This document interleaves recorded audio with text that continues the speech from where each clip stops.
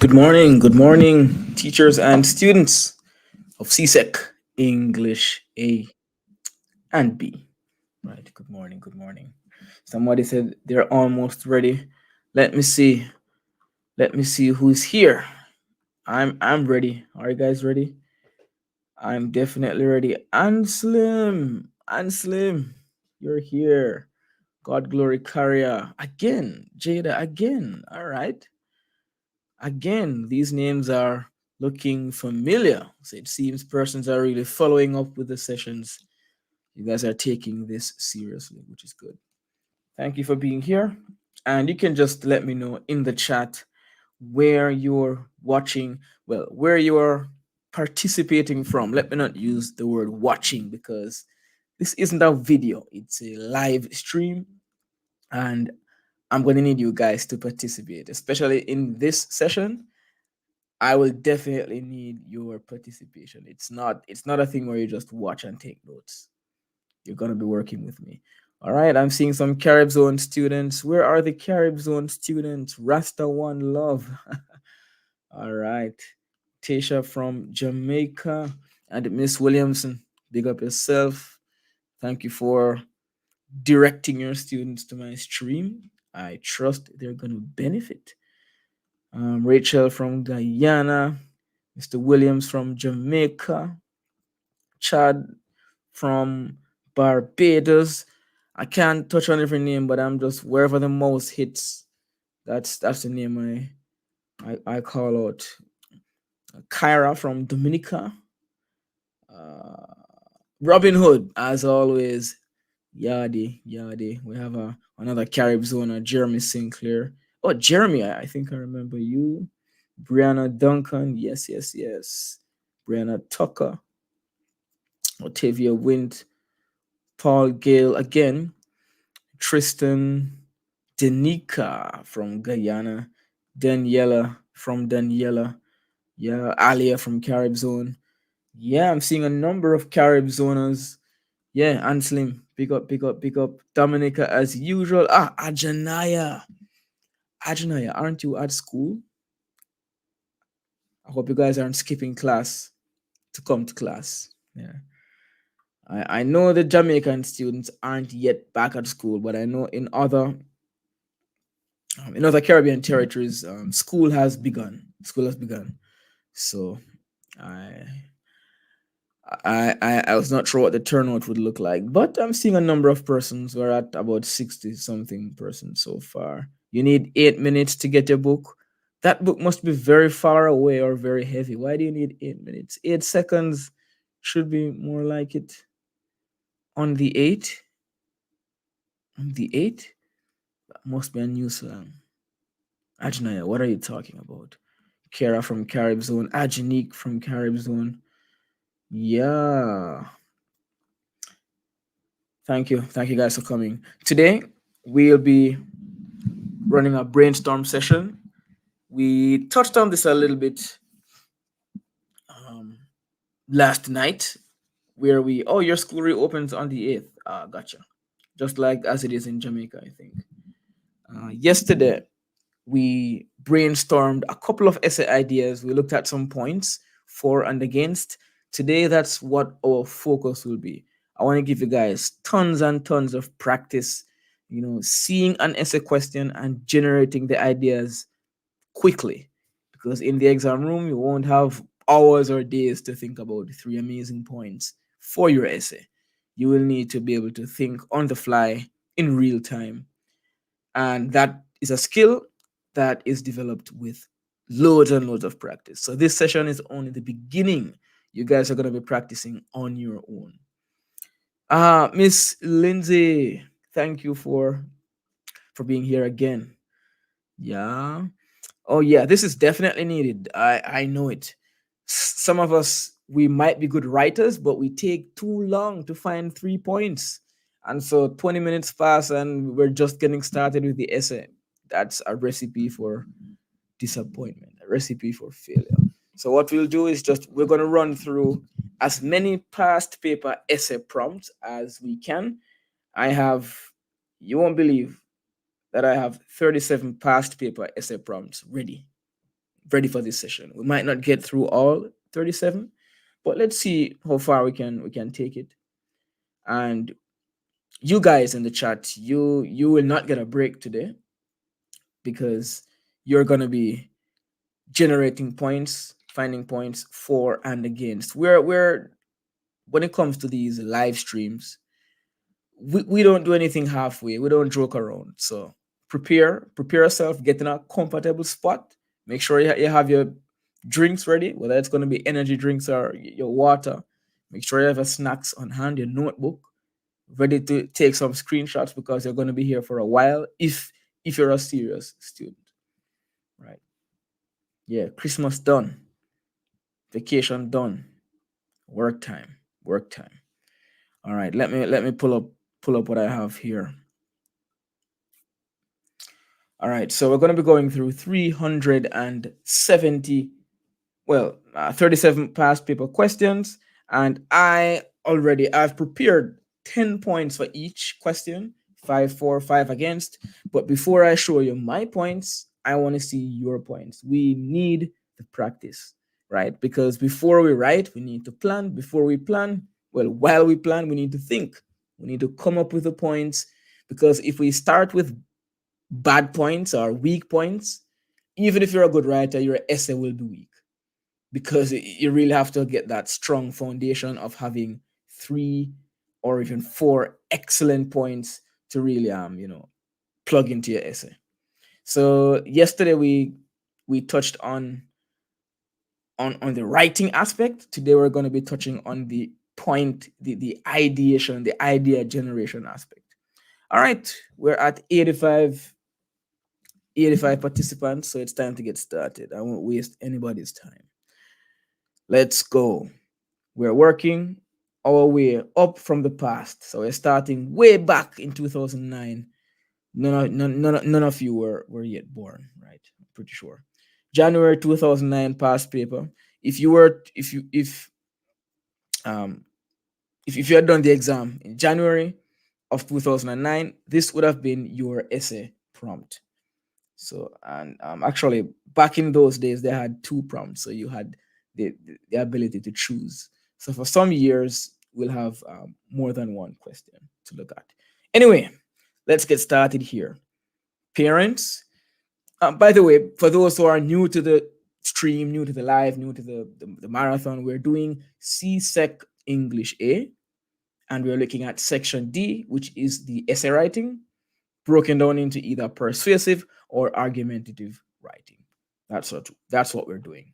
So for this particular session, we will be looking at past paper questions, and we'll be generating ideas that could be used in essays if we were to write an essay. So we're not writing any essays today. If you want to write essays, if you want to see essays that would have been written, check out the previous stream, right? Now let's get into it. The first one. Parents should not pay attention to when the word not appears, right? Because that sometimes flips what it flips 4 into against and against into 4 sometimes, when there's like a weird negative like that. Anyway, parents should not be prosecuted if they do not hand over their children, if they do not hand over children who have committed crimes to the police. Parents should not be prosecuted if they do not hand over children who have committed crimes to the police. What an awkwardly worded statement. Anyway, that's CSEC's problem. So, write an essay giving your views on this statement. We're not writing the essay. What I need you to do, and I won't give you much time, within 5 minutes we should have this done. What I want you guys to do is put in the chat some points supporting this statement. Let's start with 4. So we have some order. We're going to start with 4. Come up with as many points as you can find that support this statement. And after we find a couple, after we find enough and we think we're out of ideas, we look at some points that we could use against if we want to take on the other side, if you want to disagree with this claim. So 4 basically means agree. right? I agree with the statement, and I can use these points to, to support my agreement. Against would mean I disagree with this statement, and I would use these points to show my disagreement. Very, very weird question here. Curiosity kid, very weird, but yeah, we're working the past paper questions, even the bad ones. Right. So let's go. I'm looking in the chat. I am actually waiting to see what you guys have because I'm not joking around. We're not wasting time. It's a fast-paced session today. All right. Danica, they would be supporting their children's actions.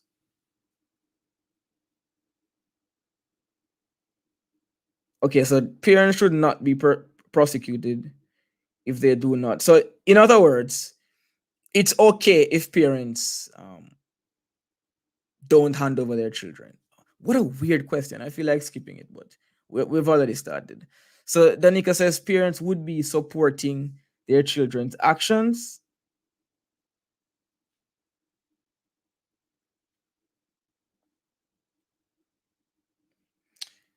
So I think you're giving us a point again. So we'll come back to that one. Guys, it's a weird question, but I want us to make sure that we're on the same page.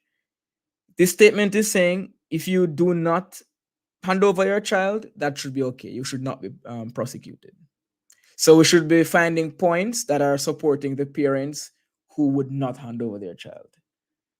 Right? Right. That's what the question means. All right. So let's see. Um, if children want to behave like adults, they should be treated like adults, like adults. Okay, so we can say hold children accountable, but is this really tackling the question? This is about the parents, right? Parents should not be prosecuted if they do not hand over their children. So hold children accountable. I wonder how strong that would be in connection to the question. But I want to see what you guys have. Parents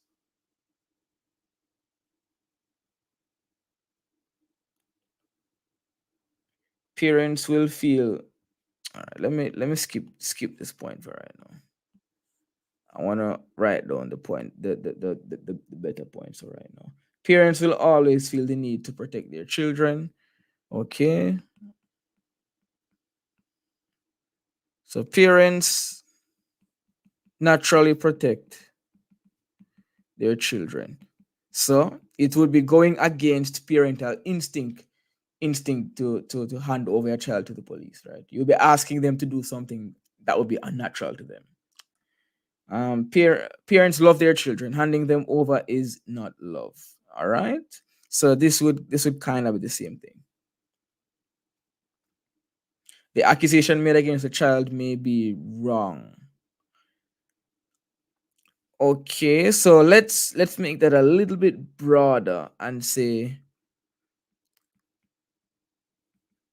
parents, or let's just call it a lack of trust in the criminal justice system. So you should not hand over your child because we don't even know if the accusations were correct. You don't know if he's going to get a fair trial, all of that stuff. So the parents who do not hand over their children, they're doing their kids a favor. All right, I guess you could probably say something like that. Parents and child could have a strong bond. I guess that's back to point one.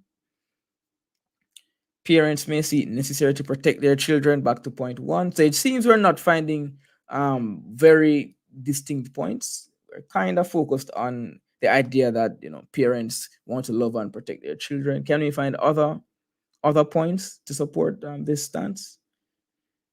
uh, Police are brutal and may kill your children without a fair trial. Parents are just protecting their children. So that would harken back to point two here. In order for justice to be maintained, an example must be set. So this is against, right? So we'll get back to that, I hope.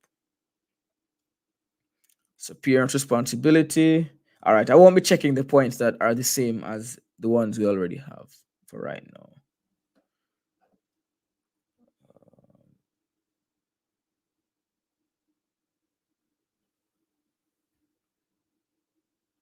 A lot of parents will fight for their children up to a reasonable age. Children can behave.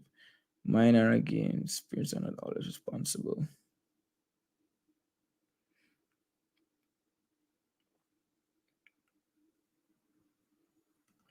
Parents did not do the act, so why should they be prosecuted? But they will be prosecuted for not handing over their children. That would be the parents' criminal act.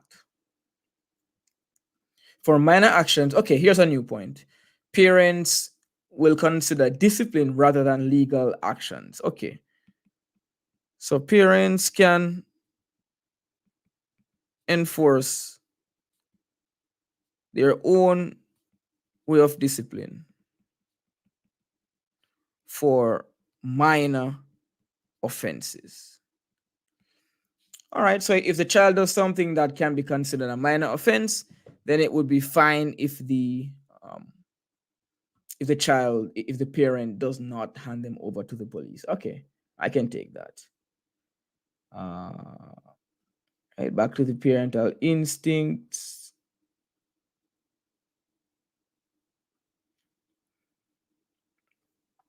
All right, I'm not seeing any other points for any other points agreeing here. Everyone should be accountable for his or her actions.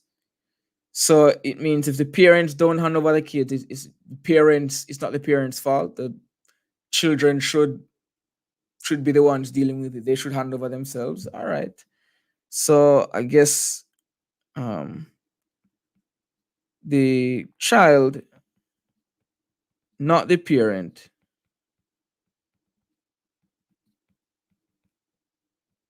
is or should be held accountable. Let's put it that way.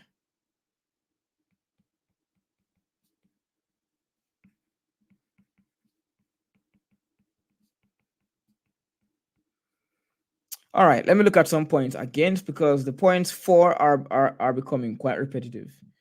Let me see some points against. I have one here. Children need to learn the consequences of their actions. Parents should be mature enough to let their child learn discipline. All right. So hold children responsible, right?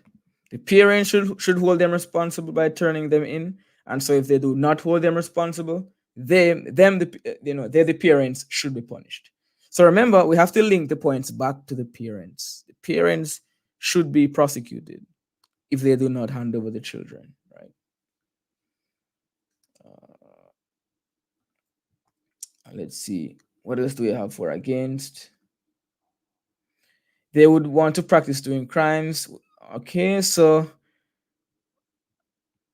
not handing over children encourages deviant or criminal behavior.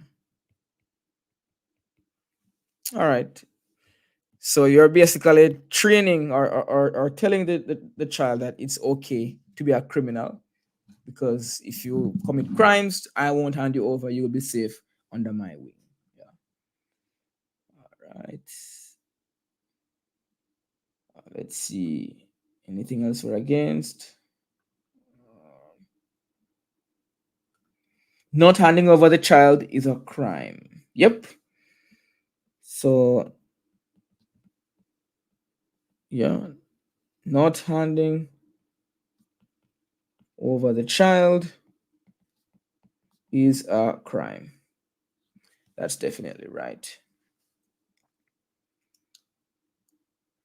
The child could be bringing in income.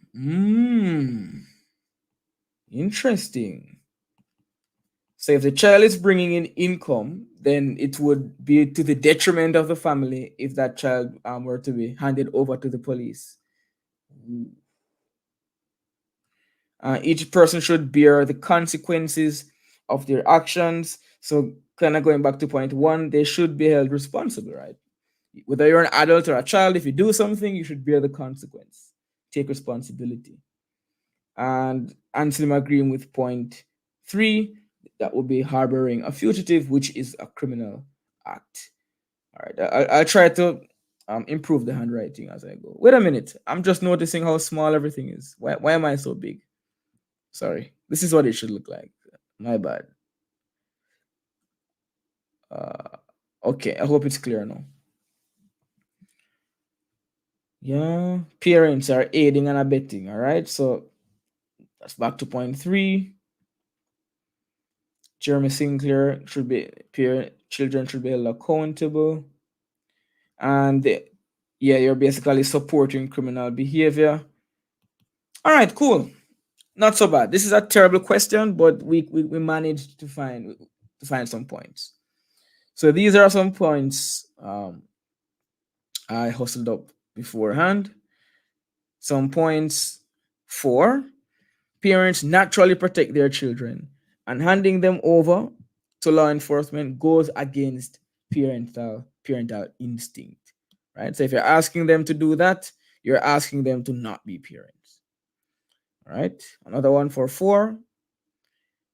Parents may believe that they can better rehabilitate their child without the trauma of the legal system, right?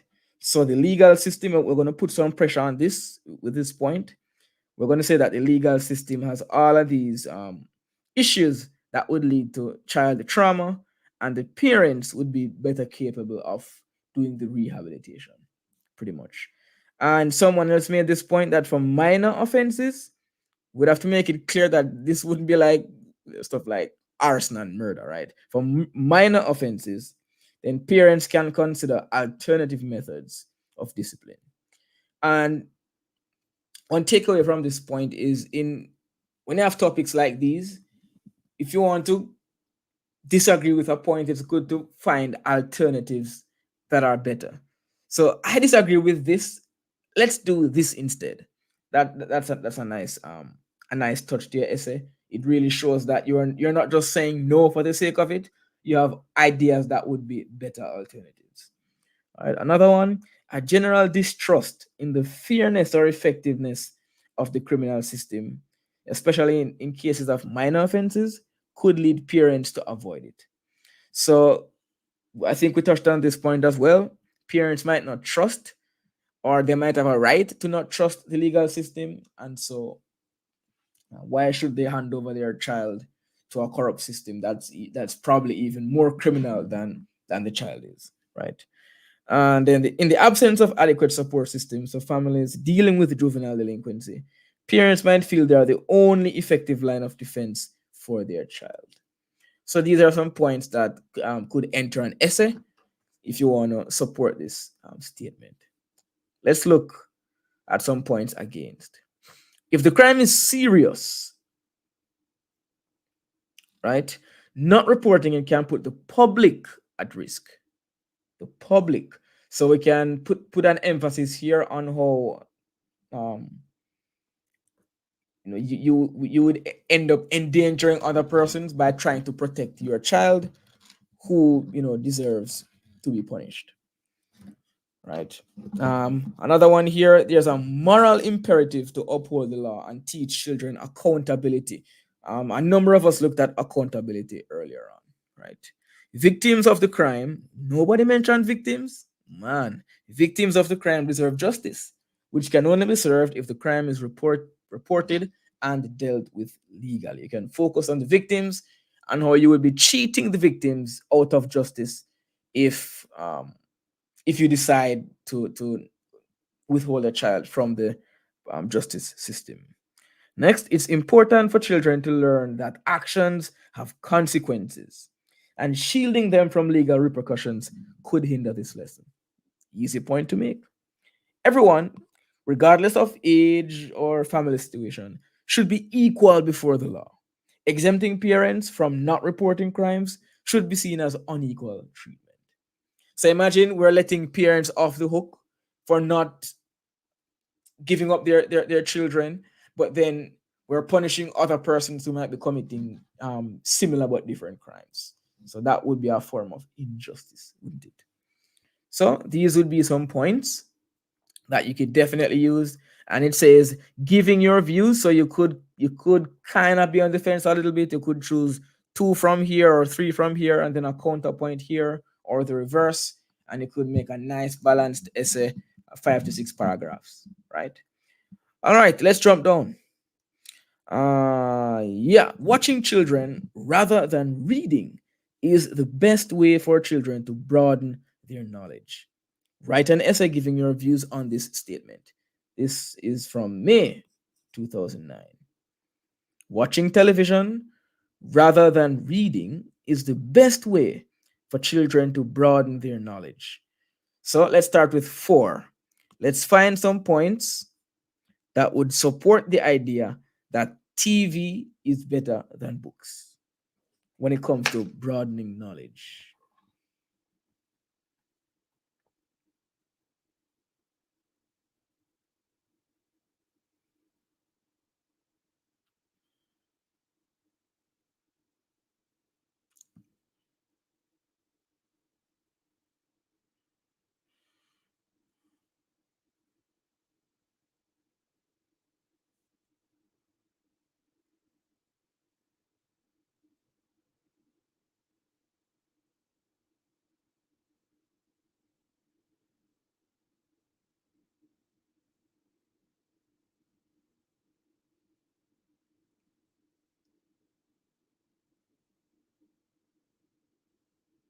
All right, time to check the chat.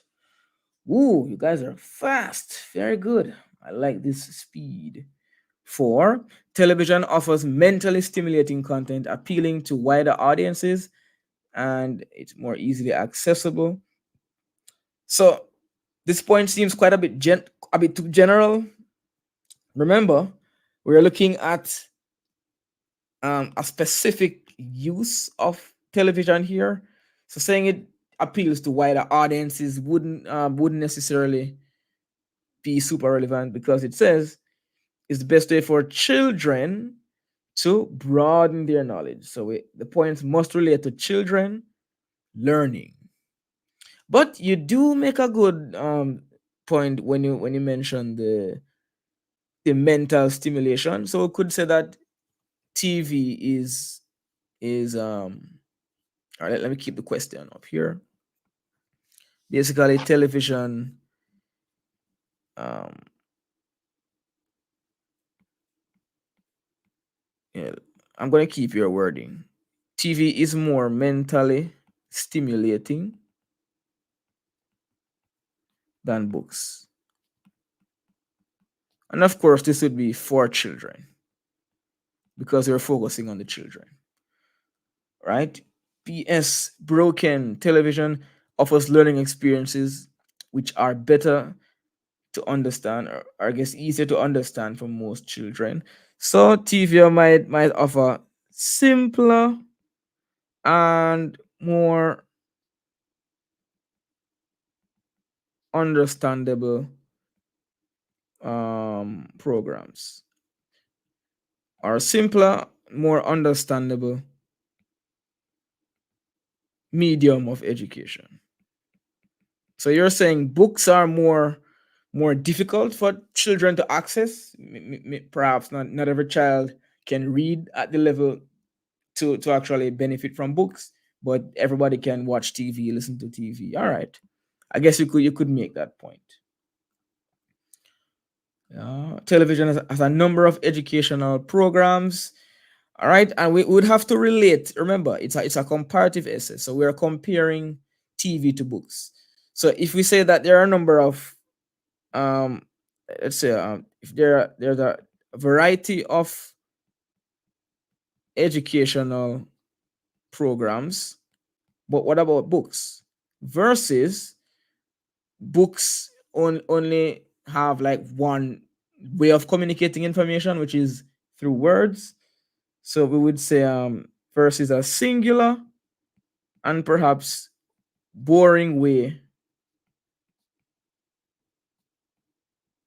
of communicating information.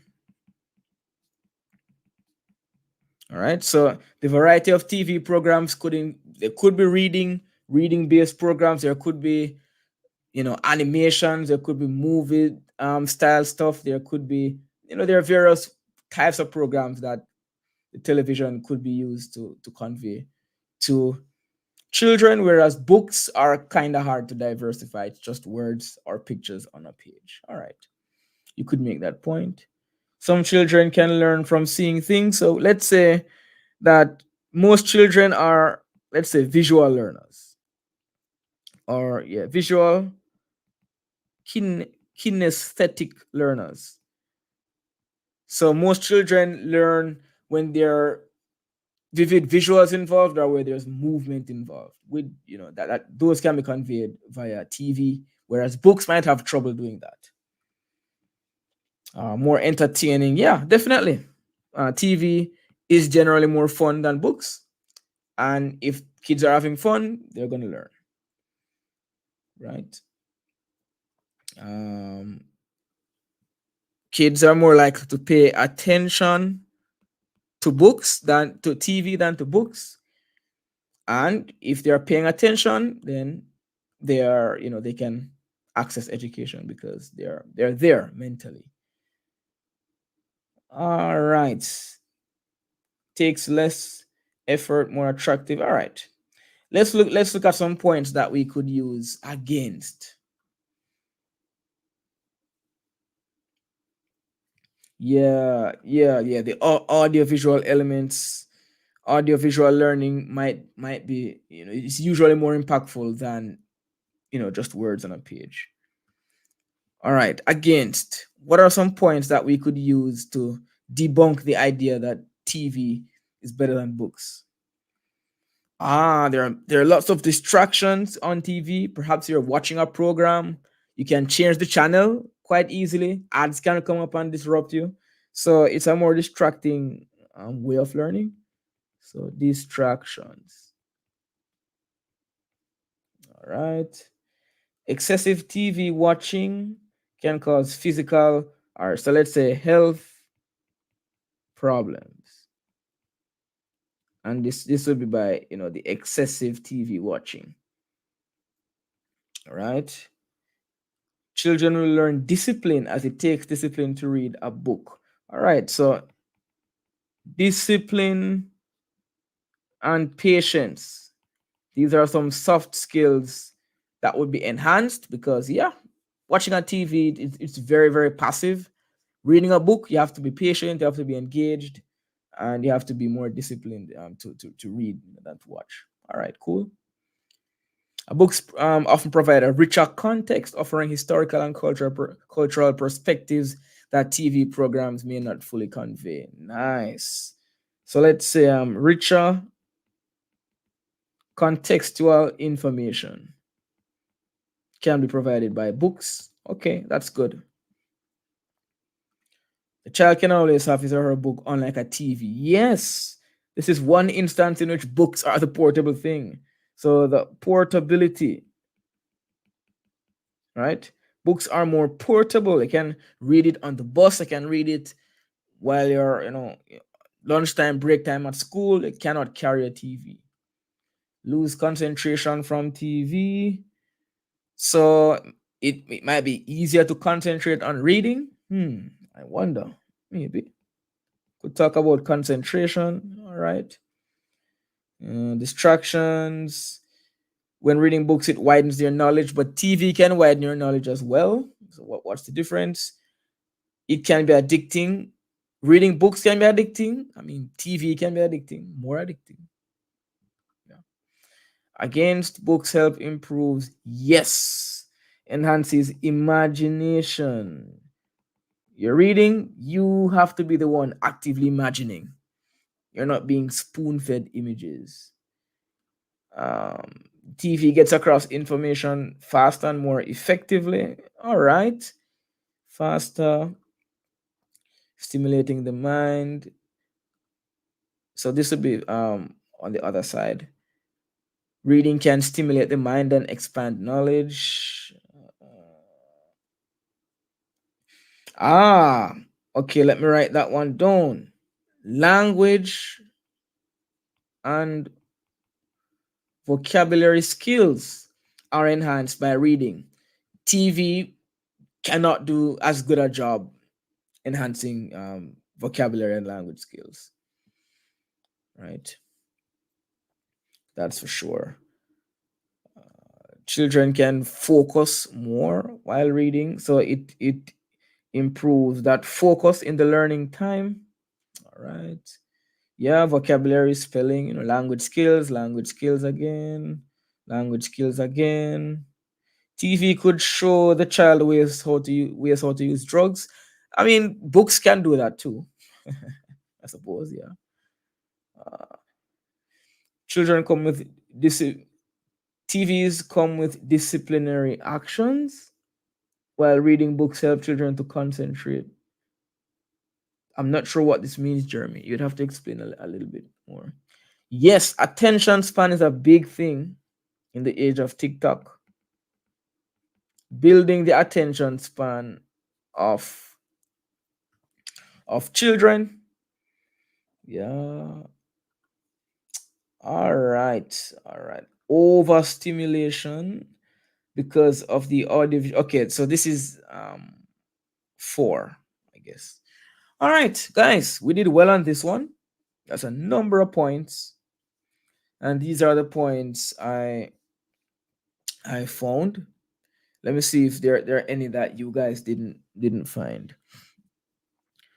Television offers visual and auditory learning experiences, which can be more engaging and easier to understand for some children. Yeah.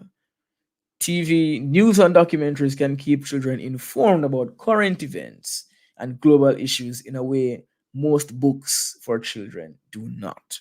Yeah. TV can be more accessible for children with certain learning disabilities or who struggle with reading. Watching TV can be a family activity, enabling discussions and shared learning experiences. TV's use of color, movement, and sound can be more stimulating for young learners, aiding in memory retention. Let's look at points against. TV often promotes passive consumption rather than active engagement or critical thinking that reading encourages. When you're reading, you're engaging actively in the consumption of information, right? You have to look at the words, you have to interpret the words, they go into your mind, and then you have to turn those words into thoughts and ideas. You have to imagine, right? You're watching TV, you're just sitting there, perhaps they even blank out or space out. You might just be there for hours, not even noticing, not even knowing what you're watching, right? Very, very, very passive. Um, TV shows may oversimplify complex topics, whereas books can go into more detail, right? Books tend to be more in depth than anything on television. TV can encourage shorter attention spans and distractibility, unlike reading, which requires sustained concentration. I think we touched on this is like a couple of points here bundled into, and we looked at the language benefits. We know that excessive TV watching, physical health, we touched on that as well. All right, I think we did a good job here. Yes, we did a good job here. Let's go here. Whoa, this is a long one from May 2009. This would have been your second option for May 2009. The government is wasting too much money buying school textbooks because the children are not reading them. More money should be spent on computer equipment, which children prefer. So a similar one, but instead of TVs, we're looking at computers. Let's start with 4. Start with 4.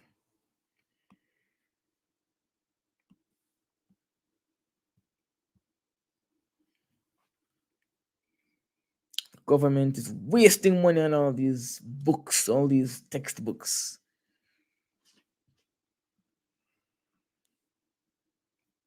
We're looking at 4.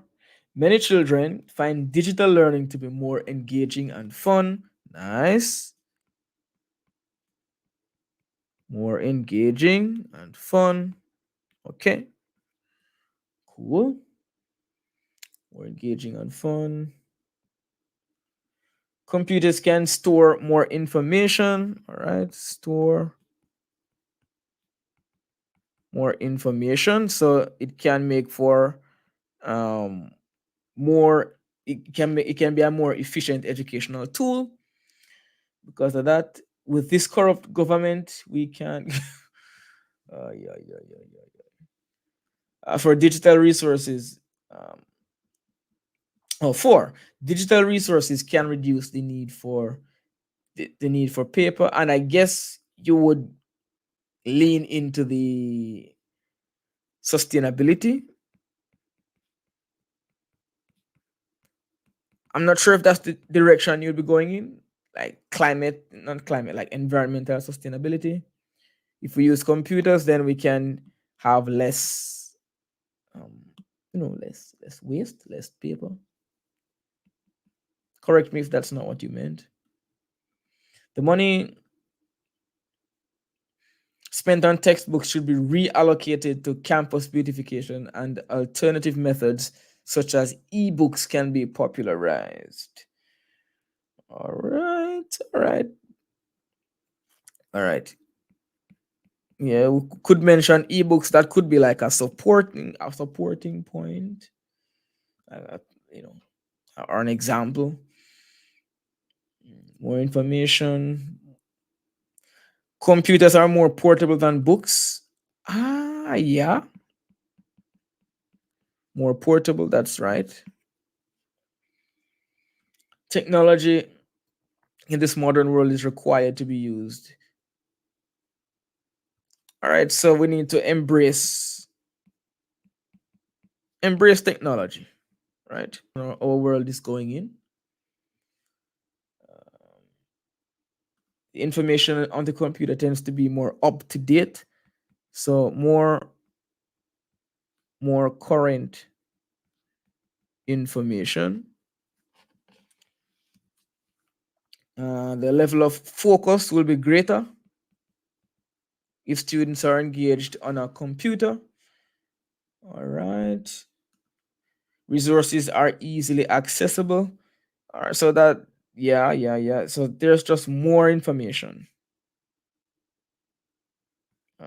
So it's better for research because more information is there on the computer. Well, if you have access to the internet. Uh, all right. So books have proven to be inefficient. So continuing to buy textbooks is a waste of money.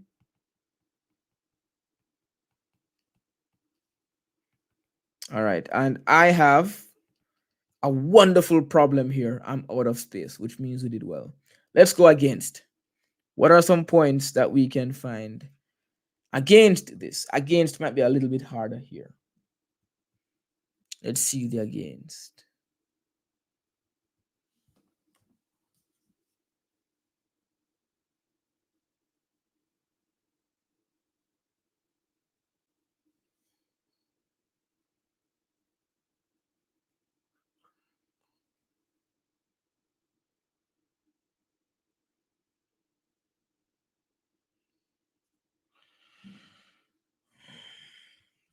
All right, let's see your against points. Jalen says the police. What? Oh my gosh, I am crazy. The price will add up, being just as expensive or even more expensive. So cost is a major thing. Computers are quite costly. Actually, cost could be an issue over here too, because over time, textbooks can cost more than a computer because you're going to have to buy textbooks, every year, stuff like that. Computers would be more expensive and they could break easily. So we could talk about the reliability. Computers are less reliable. The battery dies, it gets a virus, the screen isn't working well. So many issues. Whereas a book, once you have ink and page, you're good. Distractions, yeah, we could talk about the many distractions associated with trying to learn on a computer. Um, without our books in the past, hmm, without books in the past, how would we learn? I'm not sure what you're saying, Zoro. Please explain. Excessive screen time.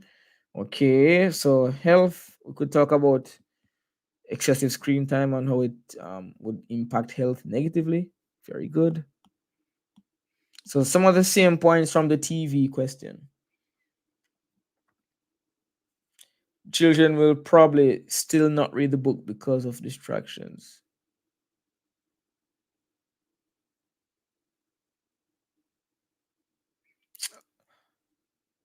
So that would be four? Yeah, I guess that's four. Children can be distracted and forget to do their work on computers. All right, distractions, health, cost. Computers are not so helpful. What do you mean? You'd have to tell me how. How are computers more helpful? Can be addicting and even distracting. All right. Yeah. So sustainability. Textbooks can last longer. Okay. Yeah. Yeah. Yeah. Yeah. Yeah. So books are more durable. Last longer. That also means they become outdated more easily. Health issues, textbooks. Many teachers are more familiar with textbooks and traditional methods, and computer equipment could result in learning gaps. Ooh, okay. Yeah, could so we can just call that learning gaps, and not all teachers um, are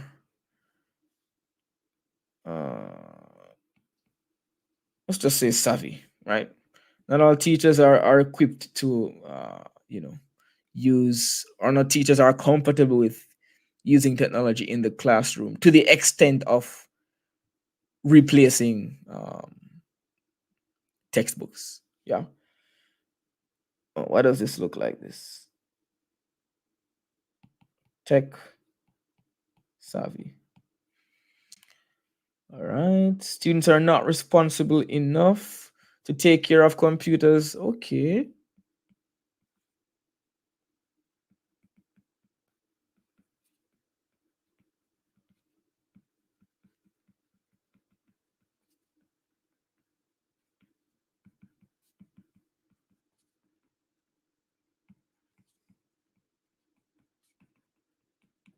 All right.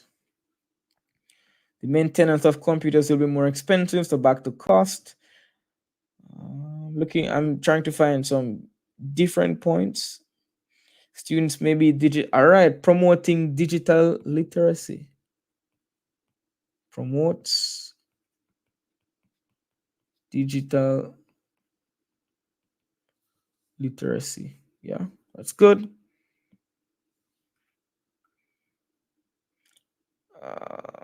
Okay, that's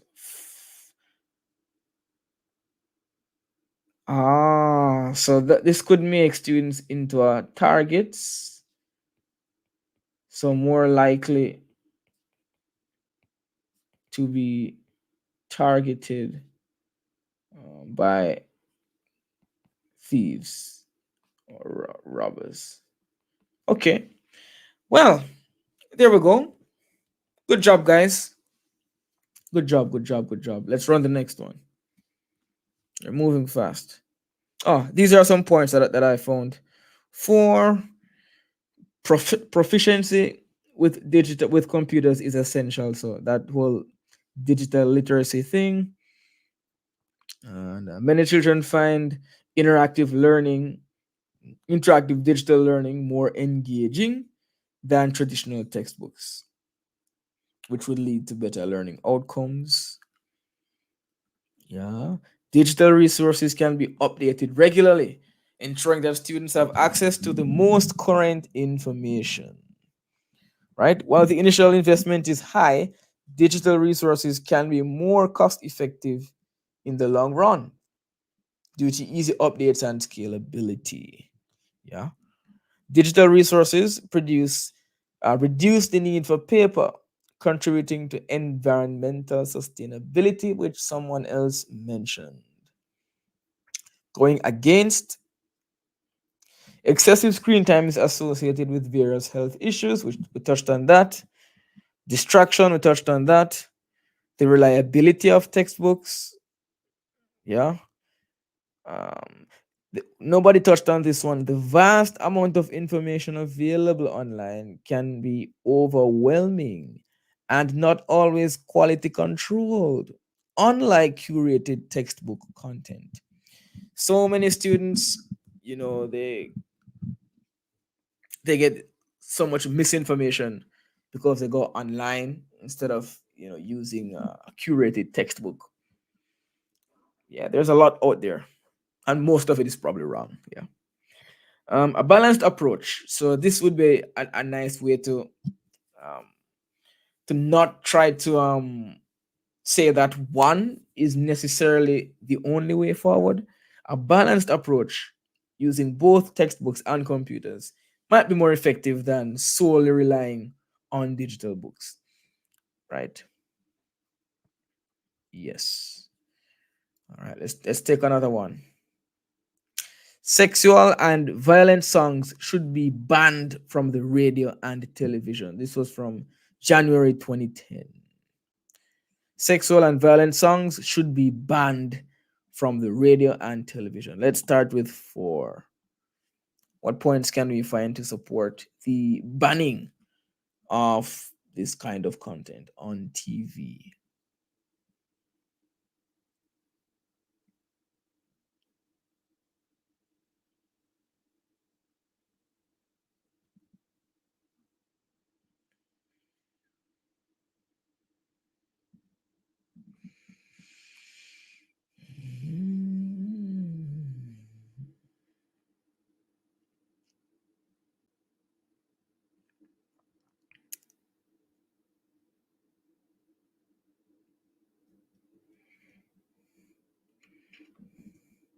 All right, let's check the chat and see what's up.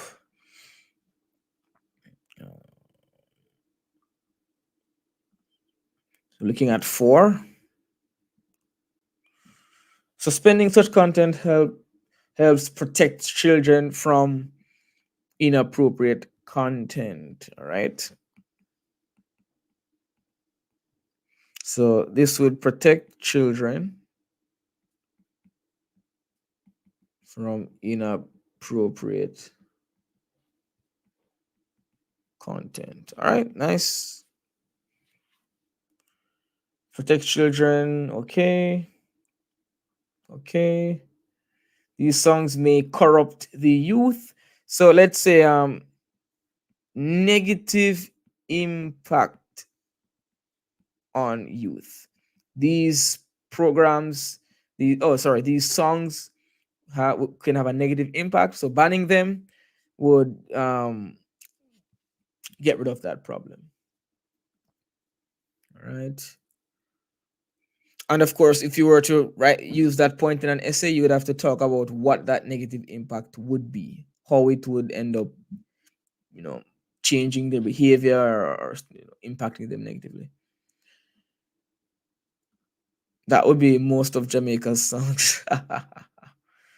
Oh man, sends the wrong message to the children watching it. All right, so negative impact. So negative messaging,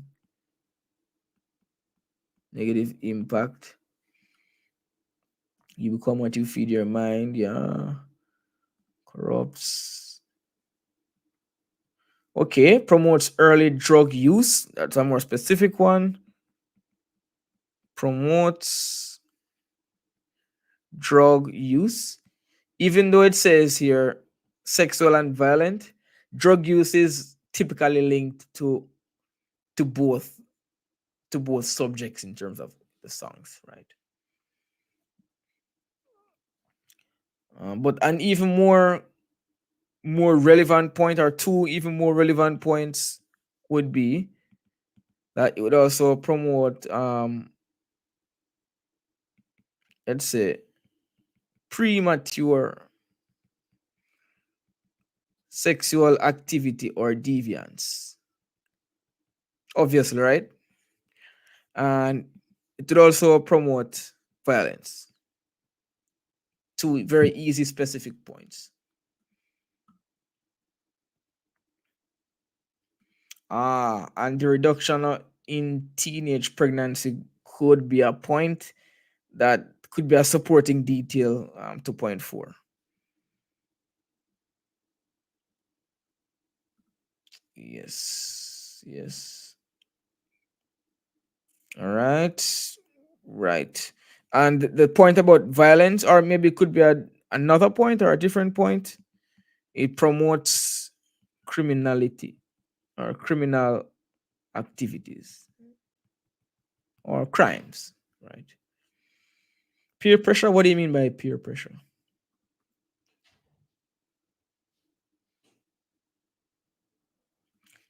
A drive for gang leaders or members to harm the community. What does that have to do with the songs, the violent and sexual songs?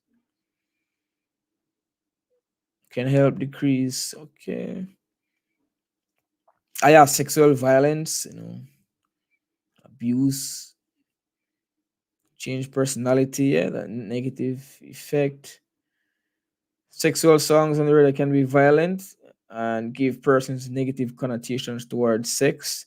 Okay. So let's say it promotes a twisted view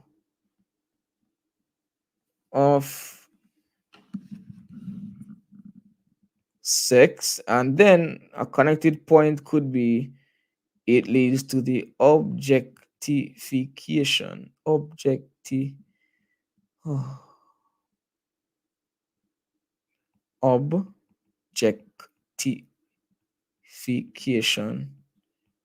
of, well, both men and women, but mostly women. I might focus on women because most of the sexual songs objectify women, more so than they do men. Yeah, so banning that would reduce that problem. All right, I think we've done well for four. What about against? Against might be a little bit tougher. How can we argue against banning this terrible content?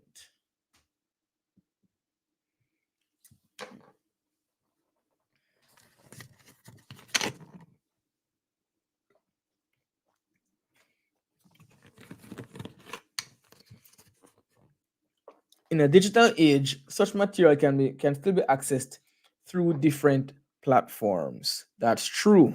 So you ban them on the TV and radio, the kids are going to find them on the internet. All right, so the content can still be accessed on other platforms. Nice. I would limit the portrayal of realistic scenarios and emotions, as genres such as drama and crime fiction rely on this for the plots. Okay, so this would limit the portrayal of, let's say, important aspects of society. Right? Sex exists, violence exists. If we ban these songs from TV and radio, it's like we're trying to pretend that these things are not in society. And that could lead to um, us being delusional about certain things. The songs on radio are clean. Okay, so you could talk about how these songs can be played, but certain words, are usually or can be omitted. I'm not sure how strong that point is, because even if you bleep out certain words or certain scenes, we know what's happening. We know what's being said. So I'm not sure how much of a difference that would make. Music is music. If you don't like it, skip it. Banning it can affect the artist's financial gain. Good. So we can look at the careers of the actors and singers, right? So many actors and singers would just lose their careers overnight if their art forms, if their art can no longer be displayed on air. Nice. This would be seen as violation of freedom. Very strong point.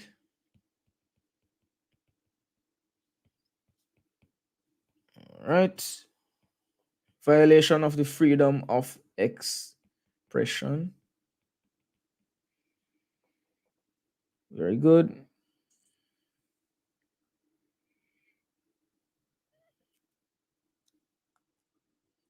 The children should be monitored.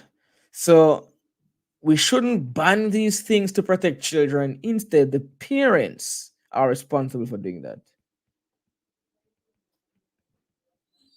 So parents should monitor their children and not rely on such bans. That's a very strong point. I'm out of space, which I'm happy to be out of space. But let me just see what else is in the chat. It's not the TV and radio TV's responsibility, but the parent. Okay, so same thing that we just said. These songs may be a part of a subculture. Yeah, they might be important to if to a culture or subculture. So banning them would be demonizing or delegitimizing or marginalizing such subcultures. Okay, you could argue that. I mean, saying that. I mean, violence. That it would be tough to support violence in that way, though. But I guess you could do your best. Banning these songs violates people's right to freedom of speech and expression. Yes, it's. I wouldn't say children's self-expression because children shouldn't be expressing themselves through such songs, but the self-expression of the artists and actors. Yeah. All right. These are some points. Let's see. Let's see if I found any that you didn't find. 4, banning such content could protect children from, exposure to inappropriate stuff, which is the most basic point. We already figured that out. Exposure to violent and sexual content can have a negative influence, right? Negative influence, especially on young and impressionable minds. You would want to focus on that. This move could encourage artists to produce more positive and uplifting content. So if we ban the negative content, they're going to be forced to produce more positive and uplifting content because they're still songwriters and they need to make money. So if you ban A, they're going to produce B. All right. Media outlets have a social responsibility to broaden content that contributes to a healthy and non-violent society. And we have banning such content sets a clear standard for what is acceptable, aiding in content regulation. So these are some points for. What about against? Banning such songs can be seen as a violation of freedom of expression and artistic creativity, right? It also sets a precedent for censorship, which can be a slippery slope to further restrictions on media content. Well, if we start banning violent and sexual songs, what are we going to ban next? Are we going to ban religious things? Are we going to ban things that um are we going to ban particular political viewpoints? Are we going to ban things about blah blah blah? Where do we go from there? Next up, determining what constitutes sexual or violent content can be highly subjective and can vary across cultures. So, how do we even define violent songs? What might be violent to you might not be violent to me. And this subjectivity, this this could lead to issues where it comes down to deciding what songs to ban. In the digital age, such content can still be accessed. We looked at that through other mediums, making the ban less effective. Exposure to a wide range of content, including that which challenges norms, is essential for a well rounded perspective. Yeah. We need to see and be exposed to every aspect of life, the good, the bad, and the ugly. Nice. So these are some points. And I would perhaps argue against for this because I really like these points. Morning, morning, morning. Welcome to the stream. All right, and we're moving on. We're in May 2010. Yeah. Some of you guys must have been born by now. May 2010. Caribbean doctors whose governments pay for their training. And we're going to skip this one because we looked at it yesterday. Yes, we kind of looked at it yesterday. Okay, school is not the place for bullies. They should be put into special institutions. Write an essay giving your views on this statement. So let's start with 4. We should put bullies in special institutions. What do we think about that?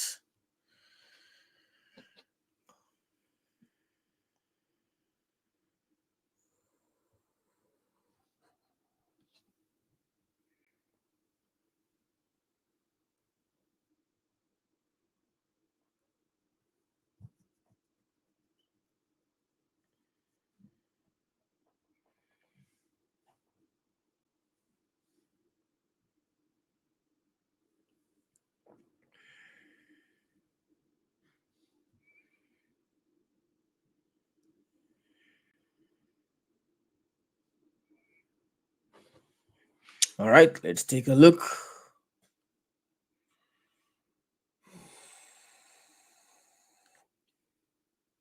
So we're looking at 4. Ensures the safety of other students. All right, so let's safety of other students. Right? If we put all of the bullies, if we take them out of the regular school system, everybody else will be safer. Okay, makes sense. It will limit the frequency of violence in schools and the environment will be more controlled. So that kind of goes back to safety, I think.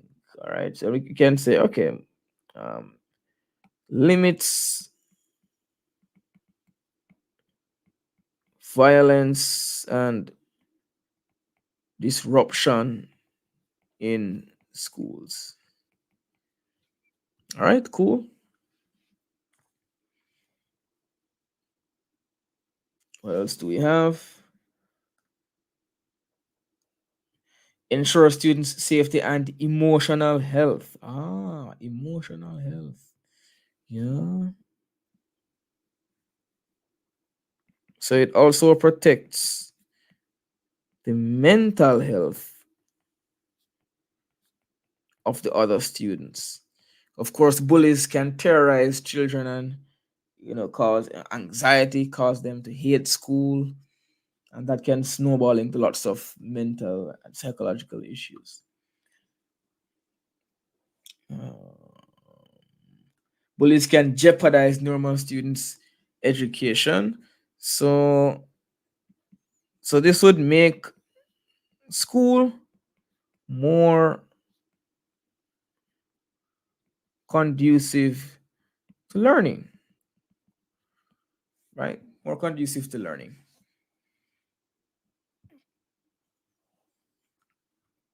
Yeah. Okay. Special institutions can specifically address underlying issues. So schools are unequipped to rehabilitate. Oh boy. Rehabilitate and cater for or we could say educate bullies. So special institutions can deal with that, but regular schools can't deal with that. Okay. Being admitted to a specialized school might discourage bullies from harassing. Yes, I think this could discourage bullying if students know that bullies will be moved to a special place. So it could, well, not prevent, but discourage bullying.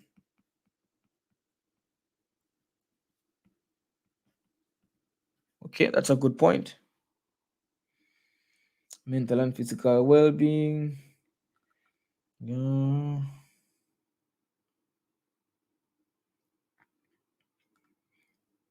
Bullies are better off in institutions for the protection of the victims of bullying. Okay, yeah. Also, that ties back to point one, but it's a bit more of a specific point. The mental health, bullies can get the help they need. Institutions can provide an educational curriculum for bullying others, so they can, learn about the impacts of bullying, and it can be, uh, they can be reformed in that way. Especially specially curated curriculum for bullies. Uh, oh my, Danica. Let them be around persons of their own nature to see if they like the taste of their medicine. Oh boy, that could actually be made into a point that, um, bullies might bullies might be more likely to accept reformation when they enter an environment where they themselves are at risk of being bullied. Yeah. All right. Less stress on. Thank you for caring about us teachers, Kefim. It will be less stressful on teachers. Teachers aren't necessarily equipped to handle bullies, especially those who are physically violent. All right, let's look at against. Why should we not put bullies in special institutions?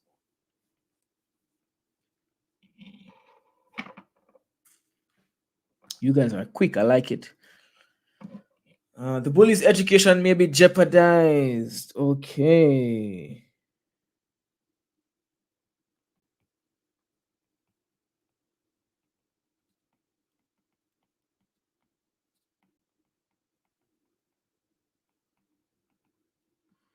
All right. Cool. Uh,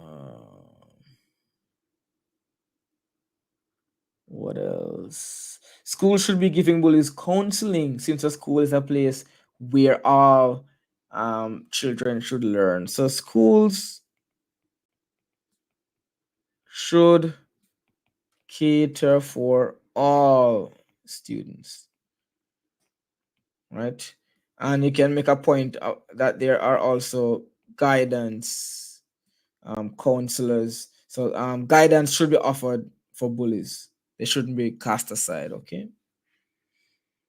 Putting troubled teens in one place has the potential to create more violent and abusive behaviors. Yes, yes, that's true. Grouping bullies could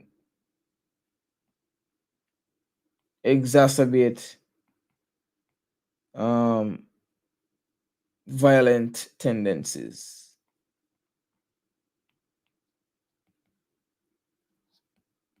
Yeah, something like that. Yeah. By separating these bullies, they would feel left out, and a large number of bullies are just children who can. Okay, so the kind of isolation and stigma, right? The kind of isolation and stigma that bullies would face by being cast into, a different place, that would not affect them positively, right?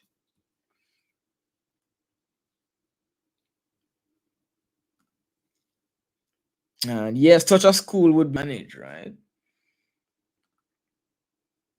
Moving, disrupt their own learning and development. Yeah, removing bullies can hinder their ability to, I guess, enter society, to live in society. Yeah, these are some good points. Bullies can be suffering from their own personal problems, so we should be focusing on sympathizing with them and trying to get to the root of the problem rather than just moving where they are to get rid of the problem. Okay, it will limit the bully's education. Yeah, raises legal concerns as it is segregatory while most schools boast inclusivity. So we could add segregation to this list of words. Right. The bully might act out even more just because they were removed. Yeah. Keeping bullies will encourage the victims to be more secretive or learn to protect themselves from danger. Ooh. So the presence of bullies can provide learning experience for students, and it can toughen them up, right? In real life, in the outside world, you're gonna have persons who would want to bully you. So deal with it, get used to it from now. Bullies were once regular students who were also mistreated by others. So confining them can make it worse. So the bully's self-esteem would be affected. All right, guys. I'm loving the engagement, to be honest, because I'm just running out of space on this page, on these pages. So you guys are really dropping some good points. All right. These are some points that I prepared. So let me see if there are any new ones. Yeah, we talked about this ensures the safety and emotional well-being of other students. And these could be two separate points: safety and emotional well being. Special institutions can provide targeted behavioral interventions and rehabilitation programs for bullies, which may not be available in regular schools. So, regular schools aren't equipped to help the bullies, right? The prospect of being placed in a special institution could deter students from bullying others. We looked at that as well. Institutions can provide an educational curriculum tailored to the needs of bullies, tailored to the needs of bullies, focusing on life skills and empathy training, right? So they can be reformed if they're in an institution that is, focused on reformation. Early intervention in specialized settings can prevent the escalation of bullying behavior into more serious, possibly criminal activities. So if we get the bullies into these institutions and have them reformed, they will be less likely to continue on that path and eventually become, even bigger threats.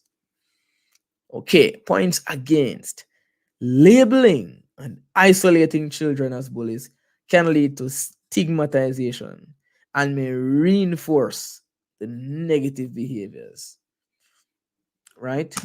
So you label and stigmatize those negative behaviors could just be reinforced, and they might just become even bigger bullies, right? Removing bullies from mainstream schools can hinder their ability to integrate into society and interact positively with their peers, right? And we have here that just moving the bullies would would neglect the underlying issues, because if you just move bullies, then you're not dealing with the root cause. You're not dealing with why they are bullies, why they're acting this way. You're just trying to make it somebody else's problem, right? And we talked about disrupting the bully's education, and we talked about more serious violence can ensue by grouping bullies. All right, cool. I hope you guys aren't tired because we're just getting started. Secondary school students should be tested for HIV with or without their parents' consent. Let's start with 4. With or without their parents' consent. We have entered January 2011. And Delmara Hassel, man, you guys are quick. How are you so quick? How are you so fast? Look at that, Shamar. Knowing the HIV status of a person can reduce the risk of spreading the virus. Okay. Maybe I should make the text smaller so we can write more. Well, I don't want to do that because you guys need to see the question at all times. So, prevents, not prevents, reduces the risks of spreading HIV. All right, cool. Reduces the risk of spreading. Testing would allow students to get medical help early. Okay. Get medical help from early. All right. The earlier, the better. Ne?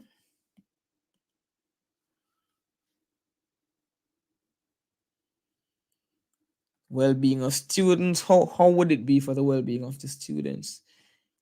HIV awareness allows them to modify their lifestyle to an optimal life. Okay, so they can make necessary lifestyle modifications. Okay.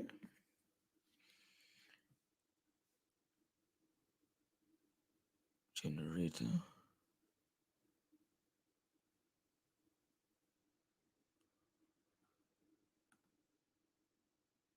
Generator? What are you talking about? They will not get in trouble. What do you mean? Can ensure the safety of students.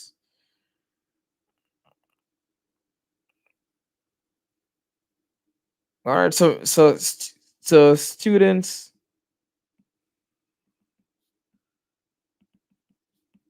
with HIV can get the support they need, right? If they're tested and they know what's up.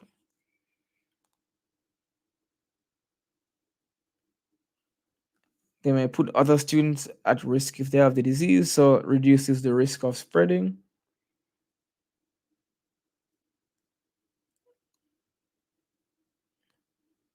They will be able to handle things on their own. Okay, so for the privacy of the students, right? You're saying that if they're tested without the knowledge of their parents, they won't have to deal with the fear of dealing with their parents, and that won't prevent them from being tested. I guess that's what you mean.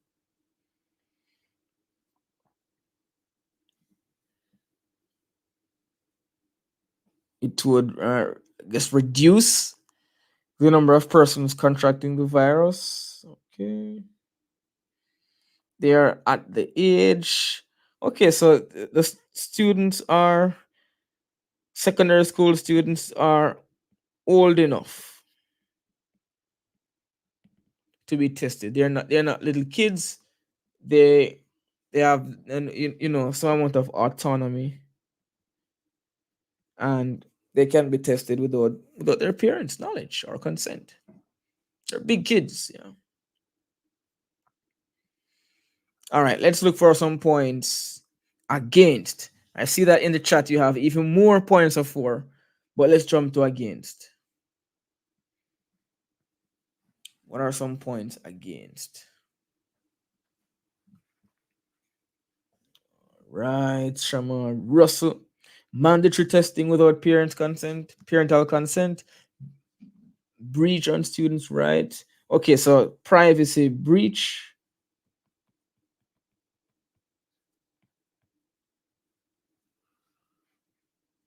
Okay,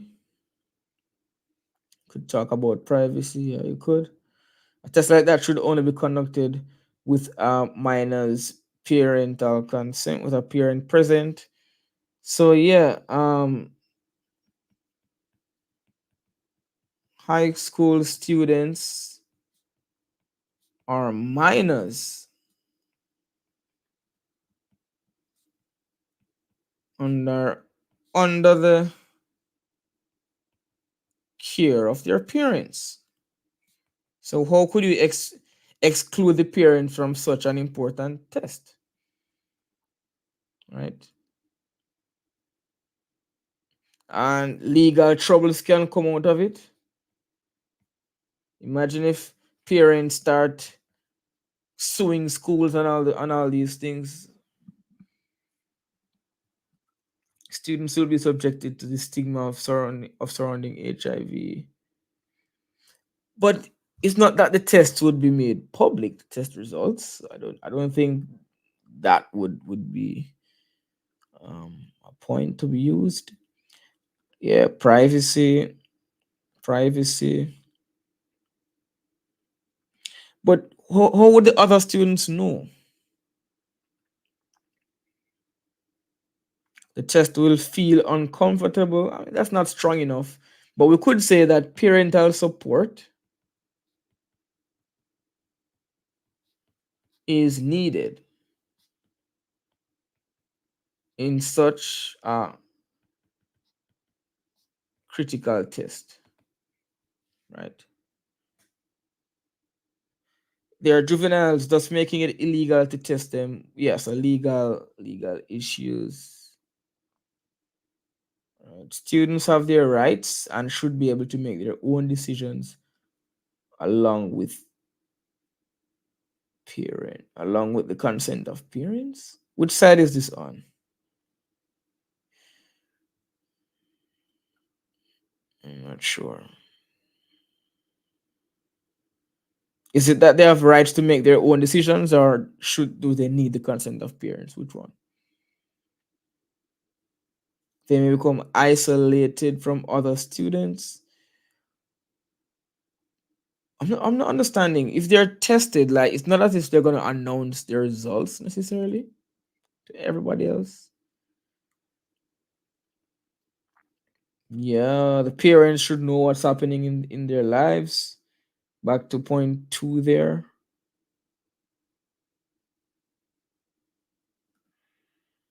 Yeah, other students will start asking questions, and if some word gets out, it can lead to a lot of negative things.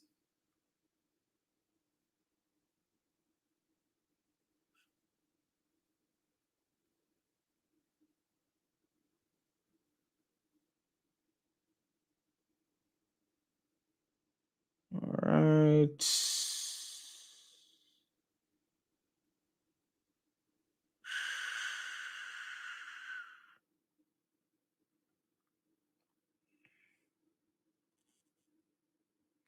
Parents should be informed. All right. These are some good points so far. Nice. Here are some points that we could use for early detection can lead to timely treatment and better health outcomes. Yeah, easy stuff.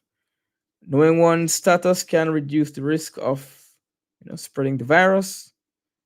Mandatory testing can be a part of a broader public health strategy to control the spread of HIV. So you could mention a broader strategy and talk about how this mandatory testing could be a part of it. Yeah. Parents might be reluctant or unable to consent. And so the mandatory testing ensures that all students are screened. right? It ensures that all students, regardless of background or family situation, have access to HIV testing, right? Yeah. Against mandatory testing, this infringes, we talked about rights, infringes on the right to privacy, right? Bypassing parental consent can undermine the parent's authority. Yeah. Parents should have authority in such situations. They should have a say in what happens in their children's lives. Receiving a positive result can be traumatic, especially without adequate support system in place. Right? Mandatory testing can create anxiety and fear among students. And this, of course, could impact mental health and academic performance.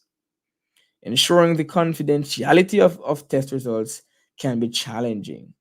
How can we be sure that the test results will be confidential and word won't get around? That could be very hard to manage in a place where we have 500 teenagers running around who love to talk and love to ask questions. All right, let's keep pushing. May 2011. The government should ban the importation of all fruits and vegetables in support of local production. Right? The government should ban the importation of all fruits and vegetables in support of local production. Let's start with 4.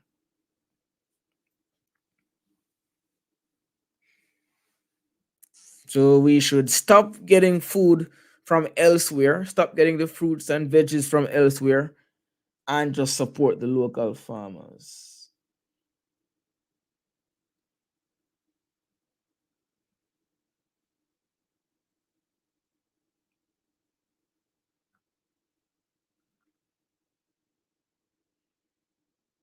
No, seriously, how are you guys coming up with these points so fast? It took me quite a while to come up with a couple of points, but you got no, something is fishy.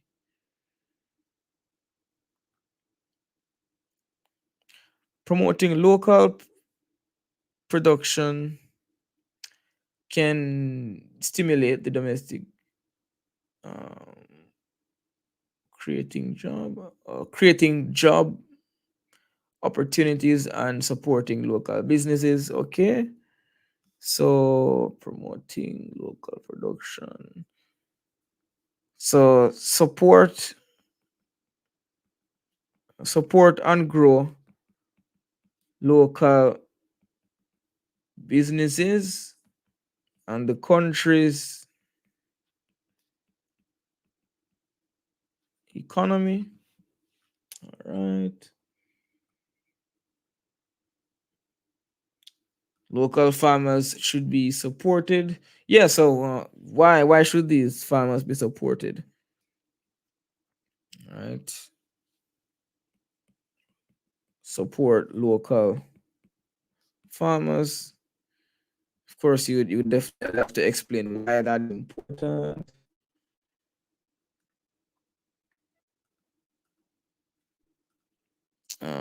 Promoting local production can stimulate the domestic. Okay, we looked at that one.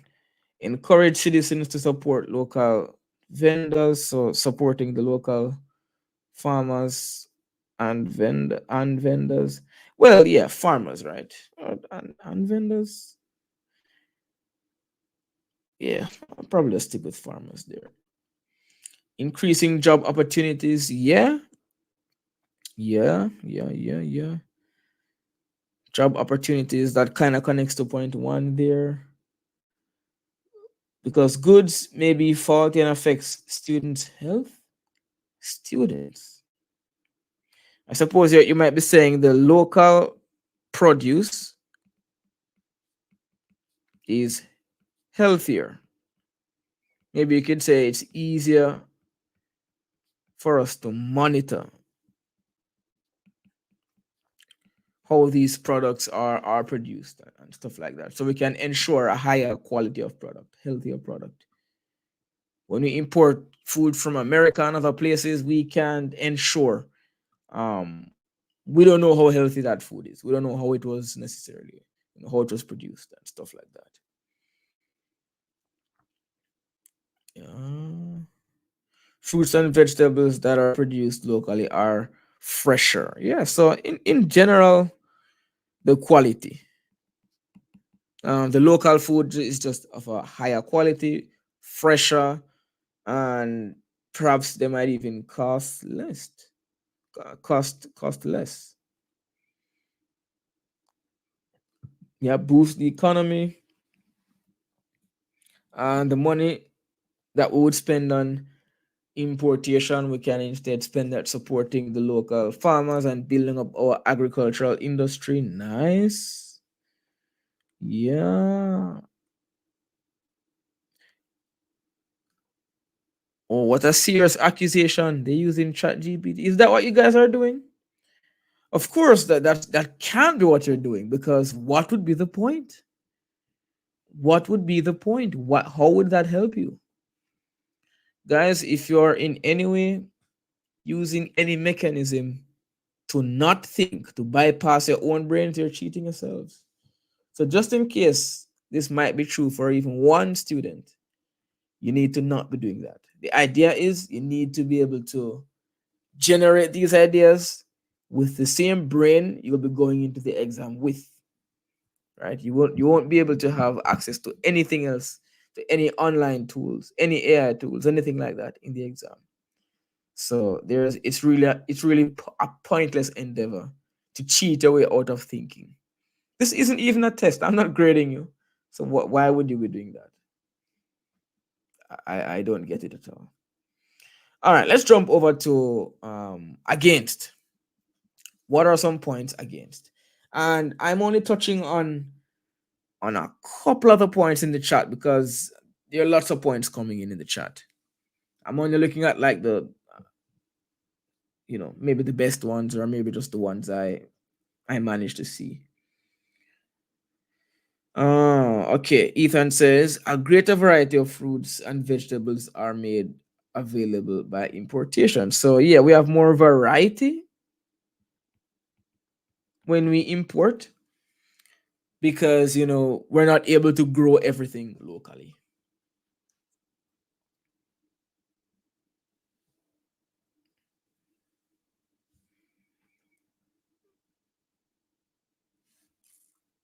Another one here. This may disrupt or affect the trading agreements and bonds made with neighboring nations. So let's say um relationships with other countries.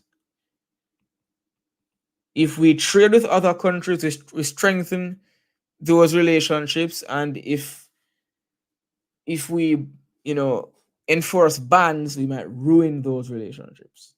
Quality of goods might be better coming from other countries. That's true.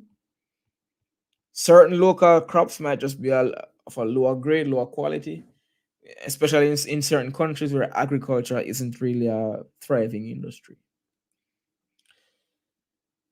Some countries don't have the required environment to produce the fruits and vegetables.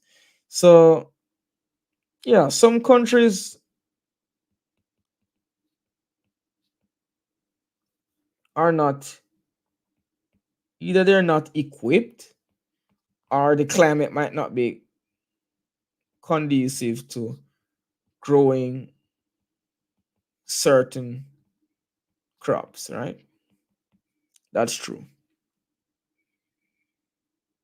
Yeah, we can build better relationships with other countries via trade agreements. Local production sometimes doesn't promise better quality. Yeah, so it could be a quality issue. Local farmers do not have the resources to meet the local demand. Nice point. So local farmers cannot meet the demand, right? They just aren't producing enough. We need extra, we need more. Unhealthy. Uh would I include that point here? I don't know.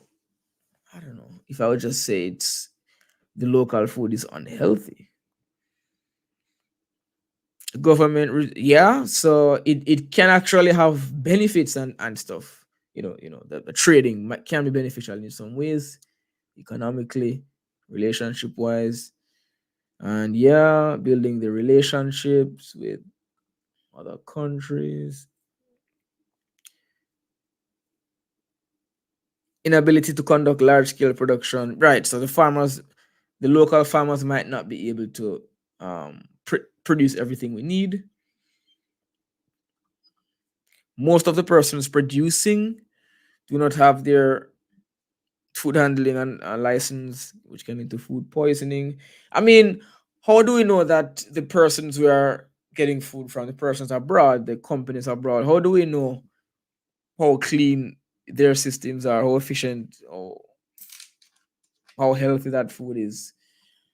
So I guess you're saying the local infrastructure might not be conducive to mass production or something like that. Yeah. Yeah, we'll talk about the climate not being conducive. Yeah. All right. All right. All right. Let me see if I got anything that you guys missed. Bans protect farmers from competition. So farmers will be able to basically make more money. They will always be selling stuff if there's no alternative. Encouraging local production can stimulate the domestic economy. We talked about that. Somebody else mentioned creating jobs. Local production and consumption mean lower transportation distances, reducing the carbon footprint associated with food transport. Talk about protecting the environment by trading less, by importing less. Locally produced fruits and vegetables are often fresher. Somebody said that. Better quality, nutritional value. And the local production, somebody said the opposite a while ago. The local produce might adhere to stricter health and safety standards. And even if it's not stricter, at least we can know what those standards are and know to what extent they're being upheld. Right. Against reduced competition can actually lead to higher prices. If the farmers know that you can't get um potatoes from anywhere else, they're going to raise the price because they have to buy from them, right? In many regions, local production cannot meet a year-round demand. Yeah, doesn't always guarantee better quality. Local production doesn't always guarantee better quality, right? And some regions are more effective at producing different types of foods than other regions. Sole dependence on local production can be risky, right? If you depend only on the local food, it can be risky. If there's like any issue like a natural disaster, right? So those are some points. All right, we're doing very well. We're doing very well. Me 2011. Hungry students cannot learn. I am hungry myself. Free lunch should be provided for all secondary school students. Hungry students cannot learn. Free lunch should be provided for all secondary school students. Let's do it. Shamar Russell. Proper diet is important for concentration and it leads to a better learning outcome. All right. So basically, food equal good grades, right? If your belly is full, you can do better work at school. Yeah, benefit them in learning more effectively. All right, so focus. Being hungry can reduce focus. Yeah. And you also mentioned behavioral issues. That's true. Students are hungry, they are frustrated, they can't focus, they might they might act out. Underprivileged students should not be disadvantaged due to circumstances. So this would cater a lot for underprivileged students. Yes. Ensuring, equal basically equal access to education, because if you're hungry you don't have access to education. Yeah, students are more focused and their bodies are fueled up. Yeah, a proper meal can help students. And so yeah, basically just general health, physical and even mental health. Yeah,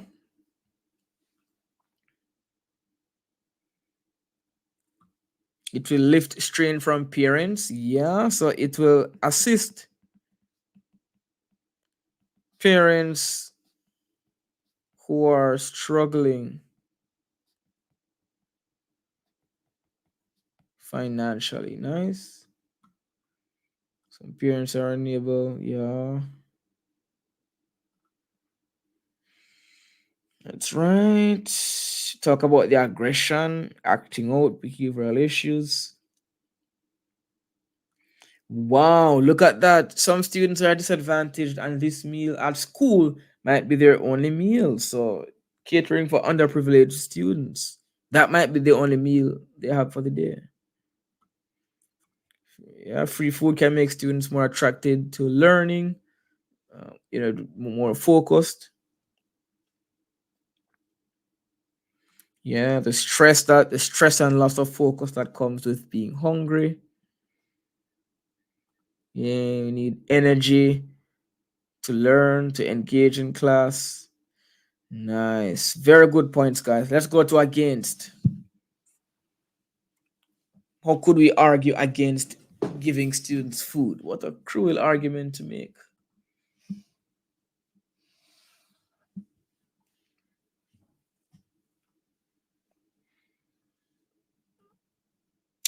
Providing lunches for all students can put a strain on the country's budget.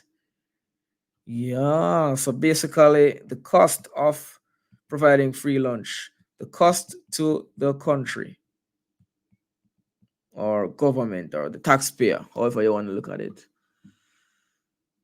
right?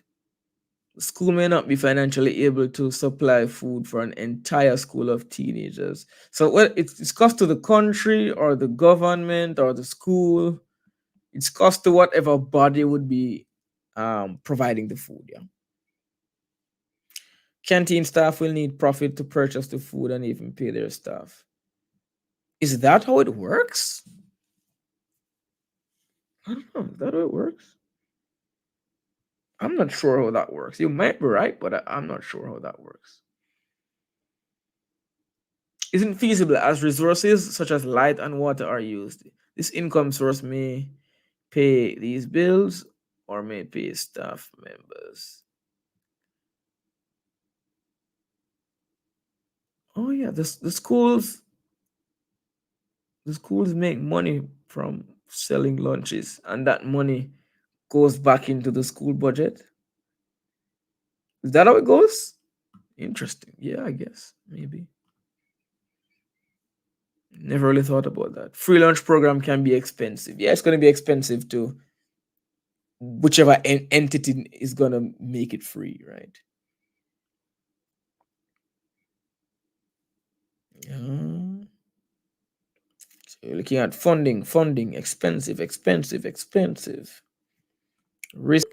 But is it that because the food is free, it has a higher risk? There's a higher risk of food poisoning. What do you mean? Students can take advantage of this situation and won't make any other effort in learning. How? How? If they take advantage, I mean, I guess you could say they might take advantage of it by having money for lunch, but still taking the free lunch. But how will that affect their decision to put effort into learning? I'm not sure. But definitely the system could be taken advantage of in many ways. This is an excellent point. There might be a lot of food wastage. You're right. Not all students are going to actually eat the food. A lot of food's going to be wasted. Yeah. Some students may have unknown allergies. There would have to be a strain of control. I'm wondering how strong that point would be, because if they have unknown allergies, then they could still get allergic reactions at a restaurant or at home. Maybe I wouldn't say unknown allergies. Some students may have certain allergies that prevent them from partaking, or that might be an issue if they eat the school lunch, but that's kind of tricky to argue, in my opinion. Yeah, yeah, food wasting.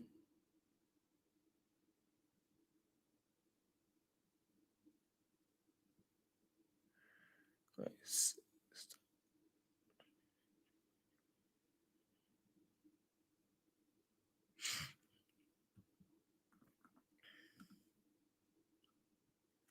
Look at this. Oh man. Those persons who, I'm not sure if anyone or how many persons are trying to cheat their way out of thinking, but if this is what you're doing, you're welcome to leave the stream, to be honest. That's not the intention here. If you're here using AI to generate points, like, then why would we be here doing this? We should be learning to think. Do you think about points quickly? Googling and chat GPTing is not the same as thinking. I'm not sure if anyone's doing that, but if that's what you're doing to get your answers so quickly, I mean, just do something else with the time. You're wasting your time here. More students will take the free lunch.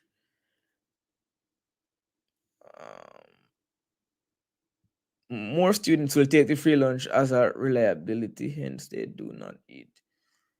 Okay, so I guess that would be a way in which they could kind of take advantage of the system and game the system.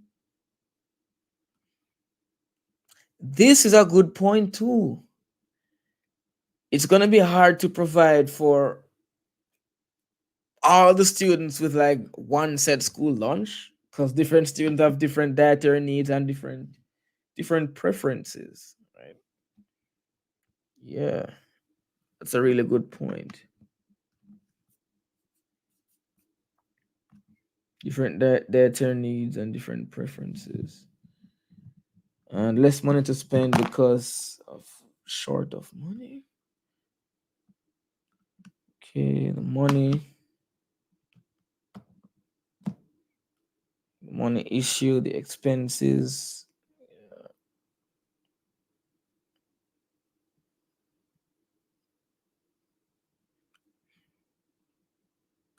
Yeah, the wastage.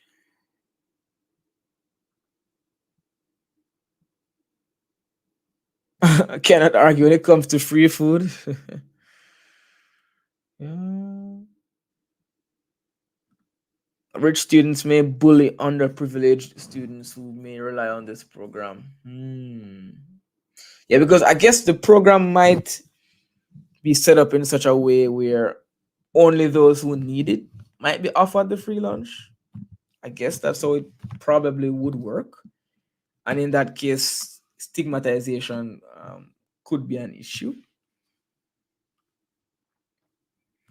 Yeah, parents might just even put stop putting effort into feeding their kids because, oh, the school will do it for me. Yeah, and I guess out of fear of being bullied and stuff. So yeah, there's a lot of people are doing that. Doing what?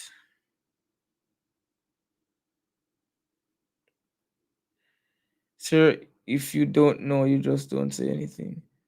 I mean, regarding the points, yeah, or you actually you just actually think.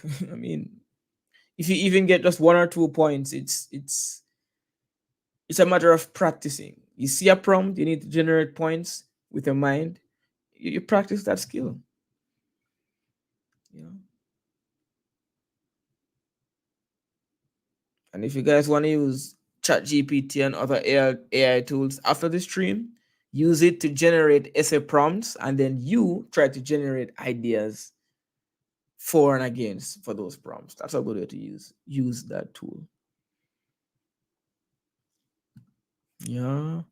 Ooh, the quality control. That could be a nice point to bring up. Oh, interesting. Interesting.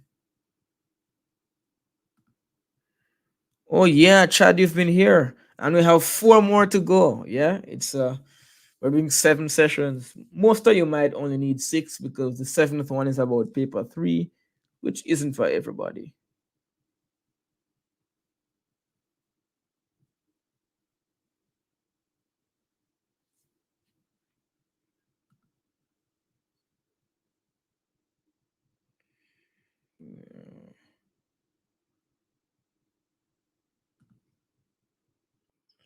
Wow, that's tomorrow?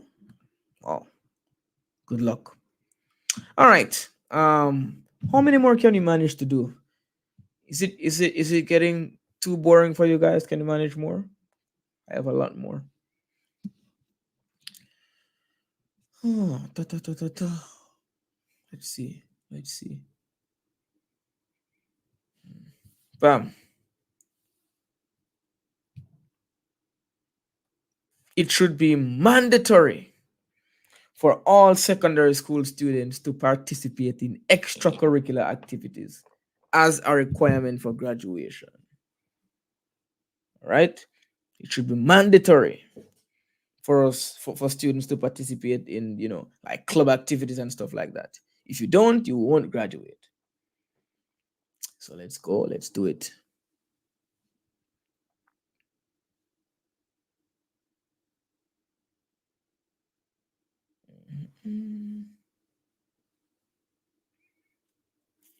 All right, let's see.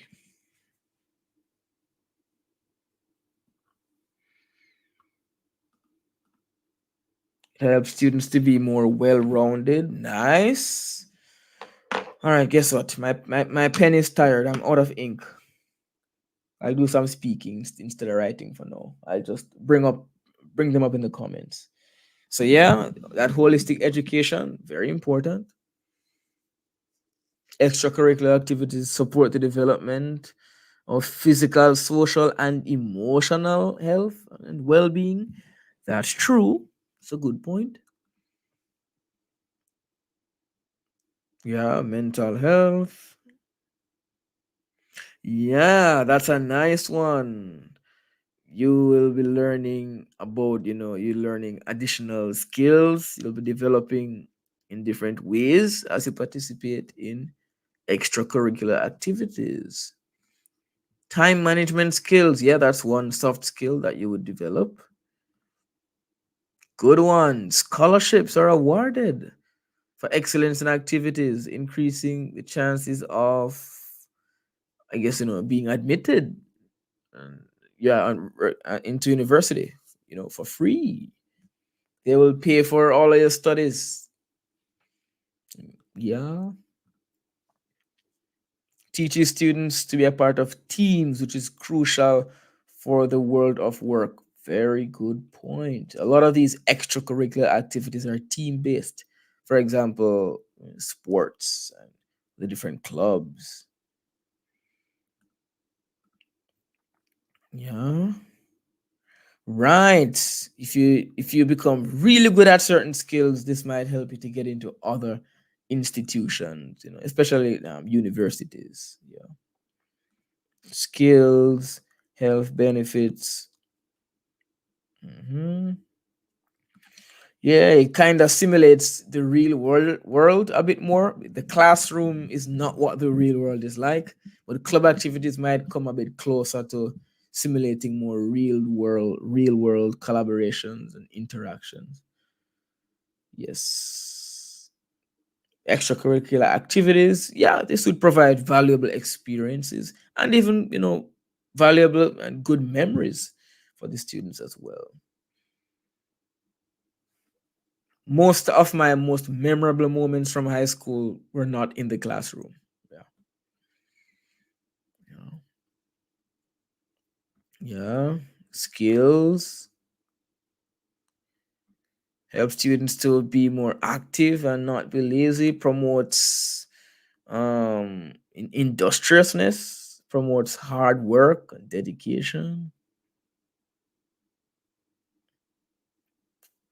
Guys, when it comes to extracurricular activities, it is crazy how the kids in Japan approach these things. They approach it like it's their job.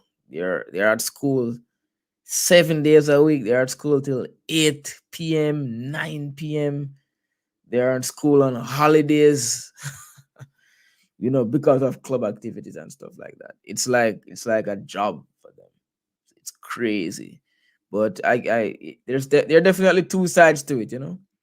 It's additional stress and more free time, but definitely, you make really good friends in these clubs. You learn a lot of exciting skills and stuff like that. Yeah, college applications, definitely. That would help out with college applications. Yeah. Help to ease the mind. Yeah, mental health, stress reduction, all that stuff. Can be able to give back to the community. If it's like an optimist club or 4-H club, there might be initiatives where, or it could be community service initiatives where you can give back to the community. Okay. Mhm.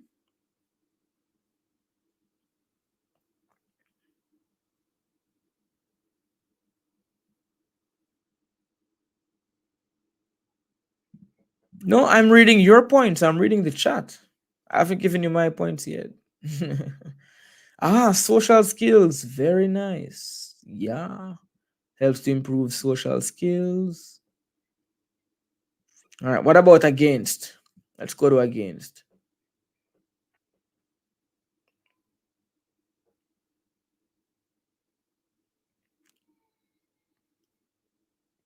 Can impact grades negatively. Yeah.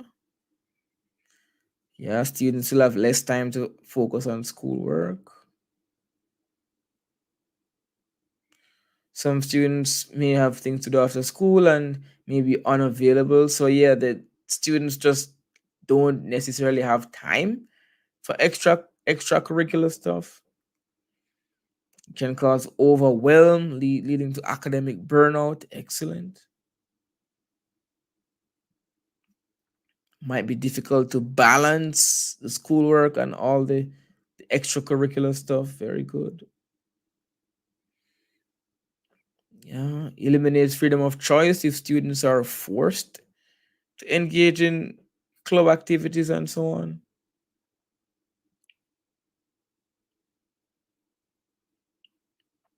Mm. Emotional tool could be a, could be a distraction for students.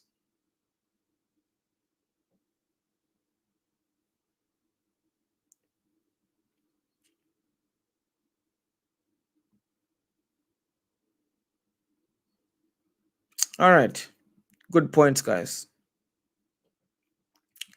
Good points.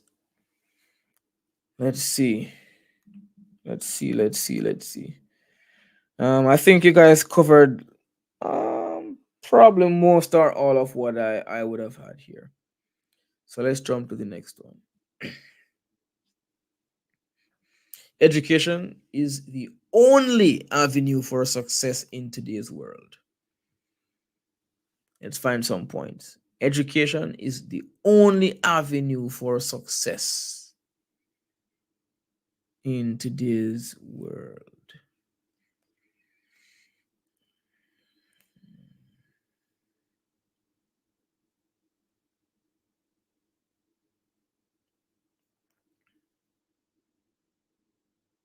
Hmm? How do you support this? What do you mean? How do you support this? Yeah.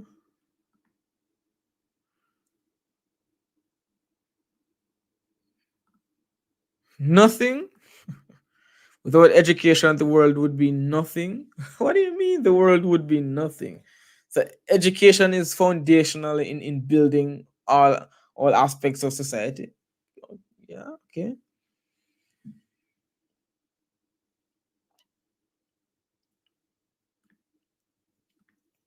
Still looking at the 4 points. Hmm? It educates students on a wide range of topics. What do you mean? Okay, so education provides knowledge on a wide range of topics necessary for surviving in today's world. But is it the only avenue for success? Okay, without education, you will not be able to secure a job. That would be very tough to argue. There's so many jobs that don't require any formal education. And I'm guessing this is talking about formal education. Education builds the foundation to branch off into almost any field of work. You need that foundation, right? That educational foundation.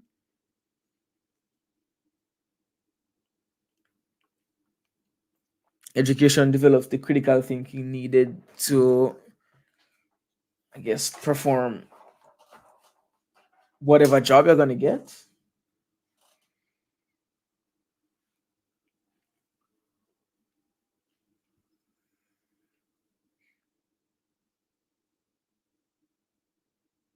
This question is weird because education is in everything. It shouldn't, yeah, it's a weird question because I think the question means formal education, but it didn't say that.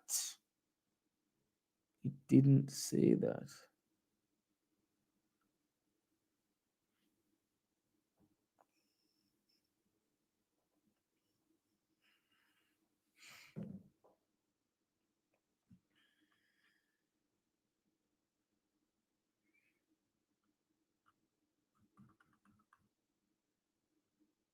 Yes, it's quite a weird prompt. Okay, what about against? I guess you can easily find points for against, right?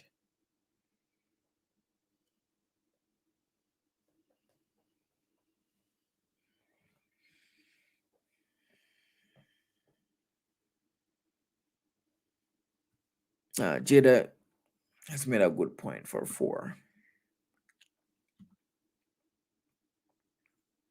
Education isn't the only means of getting things done. As skills, only basic knowledge can guide a person in life. Just having basic knowledge could open up doors, right?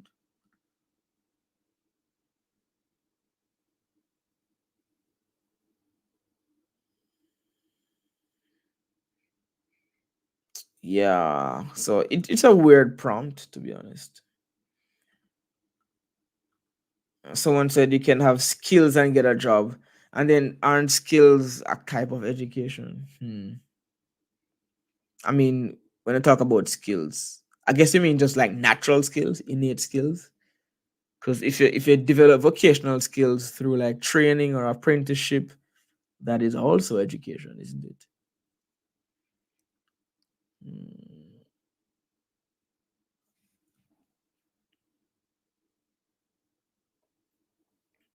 Talents and personal skills. Okay.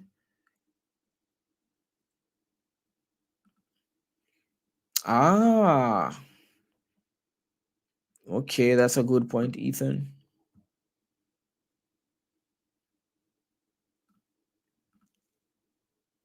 All right, we have some good points. Yeah. And of course, you could think about the number of persons who are successful without having gotten a formal education. There are many jobs that don't require persons to be well educated, and you would have to list a couple of them.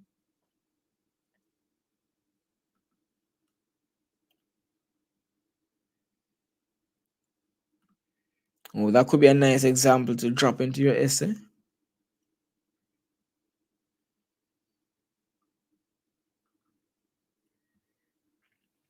Right. These are some points I could find.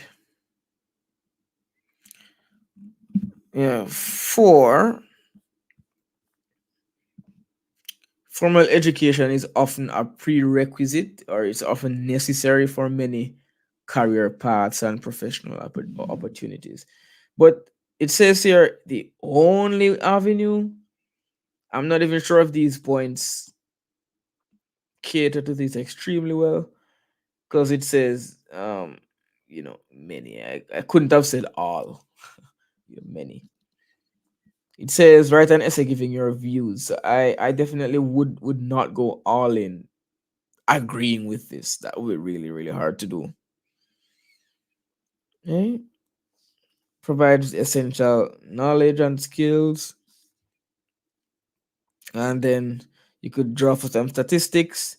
Usually higher levels of education um correlate with higher income, right? Education fosters critical thinking and problem solving, which are needed in whatever field you enter.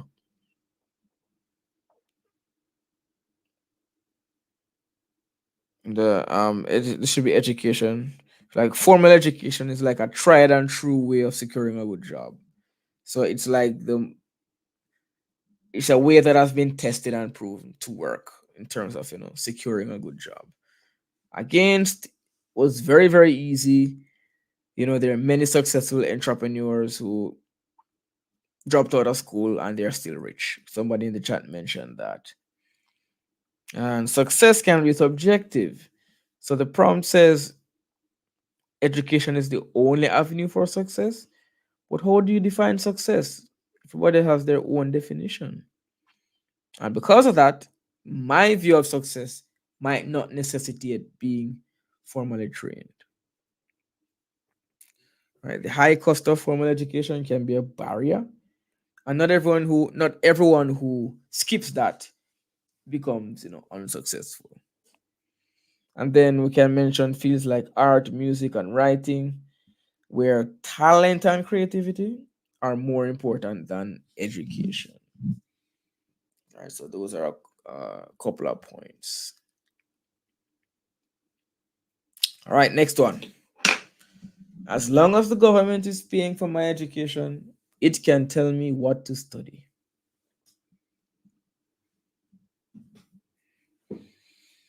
I start with four.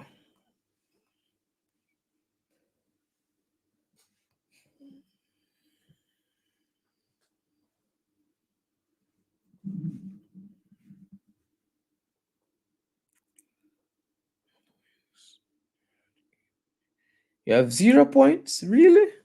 This one isn't too hard.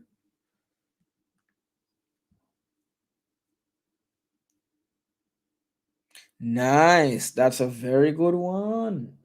If they're paying for it, they should have a say in, you know. But innocent fox, are you sure? How do you know? How can you tell? Because some of these even have some grammatical errors and misspellings, which I don't think the AI would generate stuff with answers with errors. Are you sure about that? I'm not sure.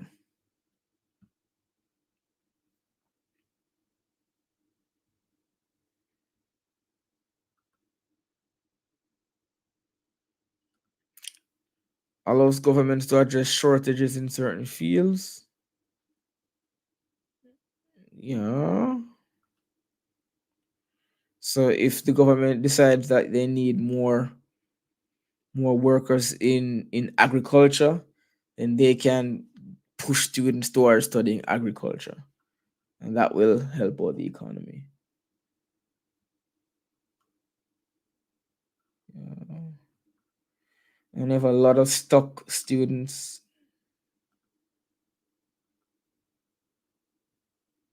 And yeah, if the government is forcing you to study a particular thing, then it must mean that a good job is waiting for you, right?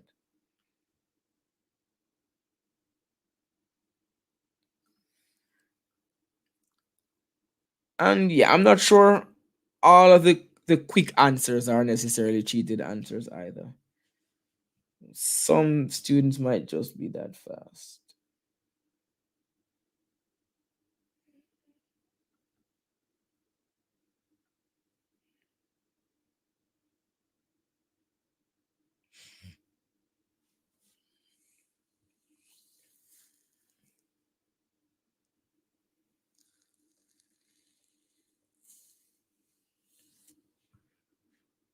Yeah, the government will push you toward a particular area where you might be able to get a good job. And these guys are,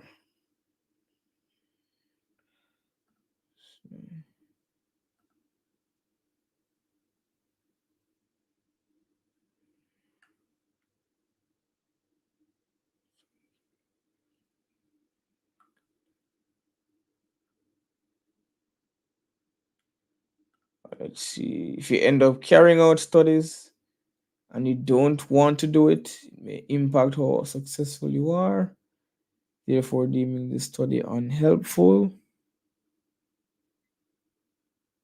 Okay, so if you are forced into studying, into getting into a field that you don't enjoy or you're not interested in, then you might not do well. That makes a lot of sense.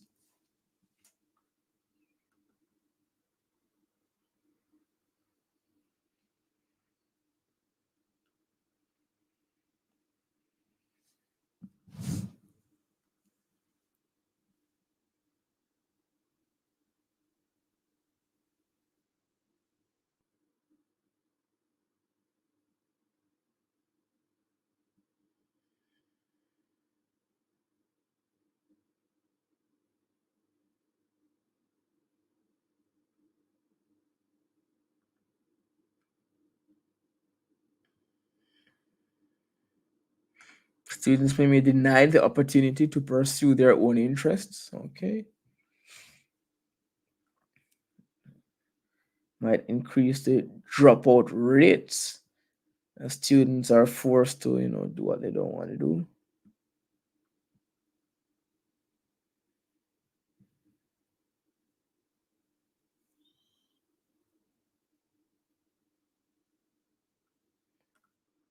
Everyone is different, therefore having different abilities. So it would be hard to pass and it would be a waste of money. So, I mean, I don't think everyone would be studying the same thing anyway. Mm. But yeah, being forced to study something you're not interested in or you don't really have much talent for might make school harder.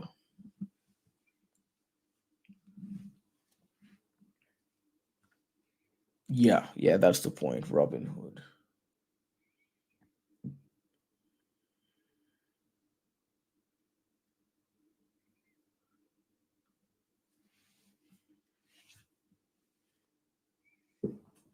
Yeah, that's a good point, Delmara. If you choose what you want to study, you're more likely to do well, right?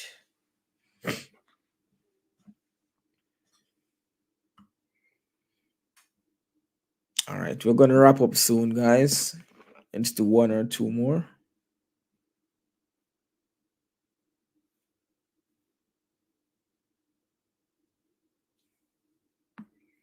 Hmm, let's skip this one.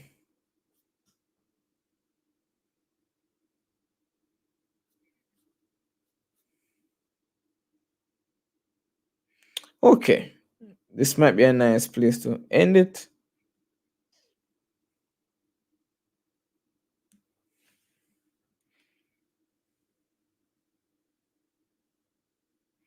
All right. School principals should consult with the student body on all matters affecting the lives of students.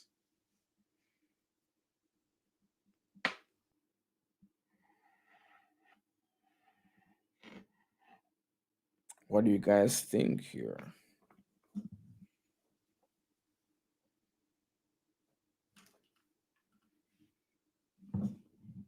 Seeing a student's point of view would allow for more just ruling and regulations.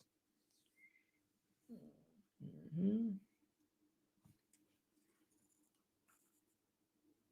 Receiving student feedback ensures decisions are made in the schools, in the students' best interest and what works for them. Yeah.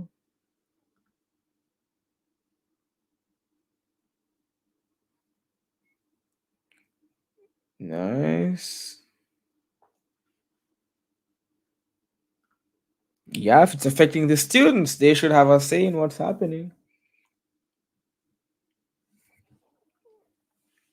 Helps the principal and the higher ups to be more aware of what students are going through.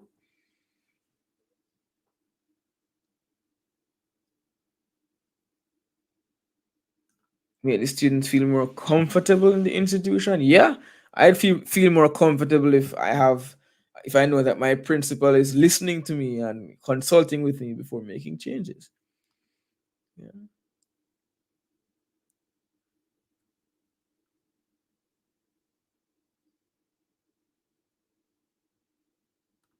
Can allow students to develop leadership and responsibility. Yeah.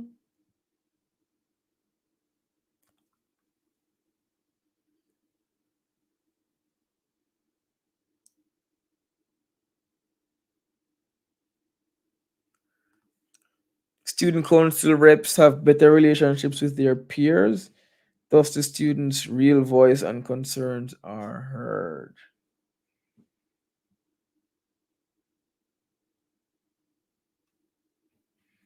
Yeah, that's a good point, Jada. Okay, let's do against, and then we might just call it a day. Let's do against. Some points against telling principals that they must consult with the students.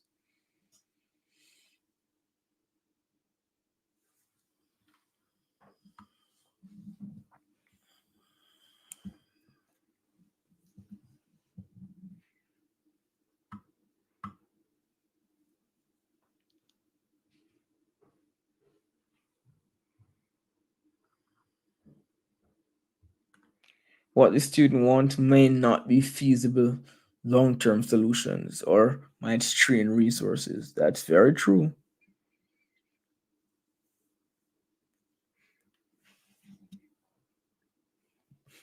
I asked just before the winter break, I asked one of my one of my grade 7 or grade 8 classes.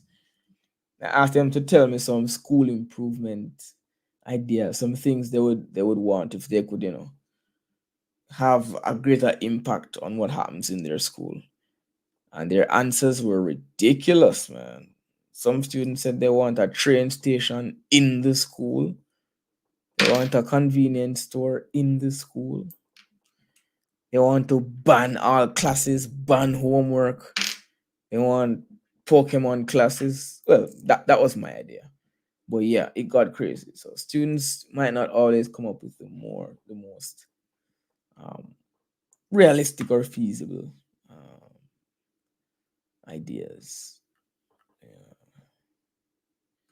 Students are not fully mature and can make mistakes or lapses in the maturity would be a good point to bring up. Ooh, what a devious point.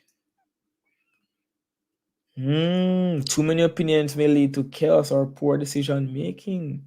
And everything would take longer to happen because it has to go through more channels. And what happens when the students and principal disagree?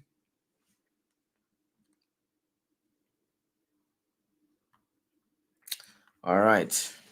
Yeah, yeah, yeah. Pretty good. Good points.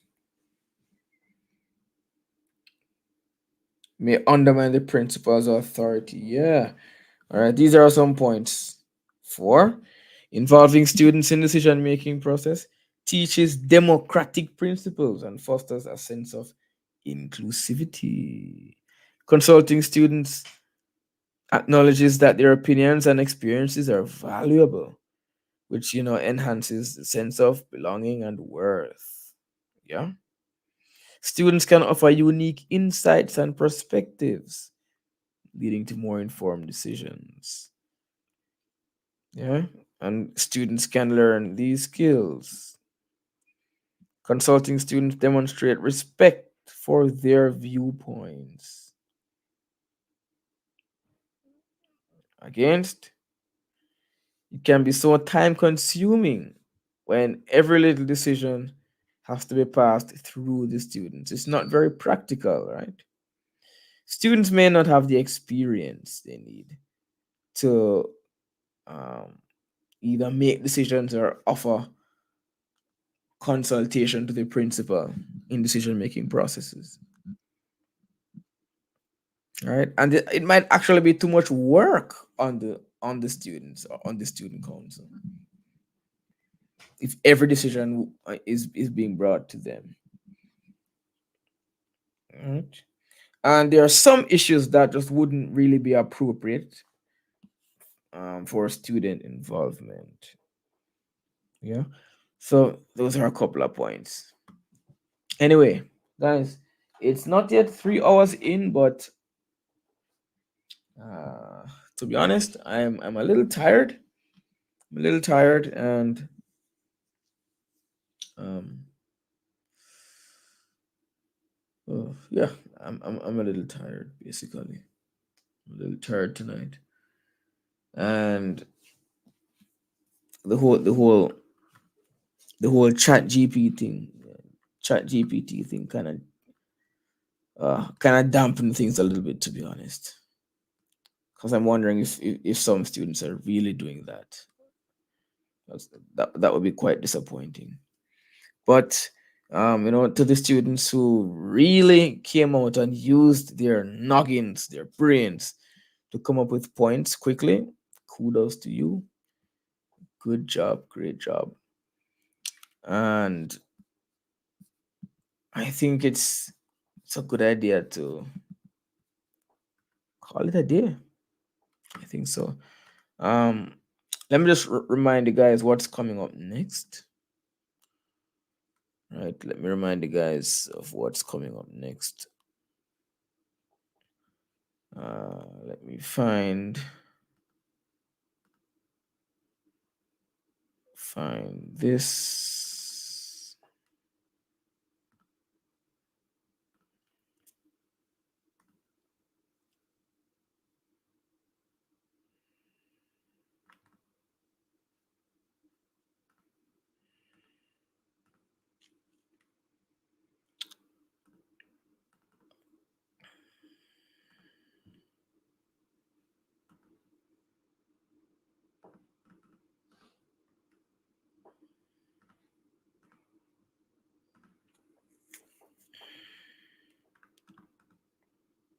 Oh, come on.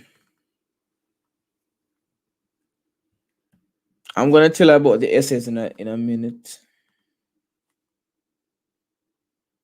Yeah, so let's just look at what should be happening after this session. 1, 2, 3.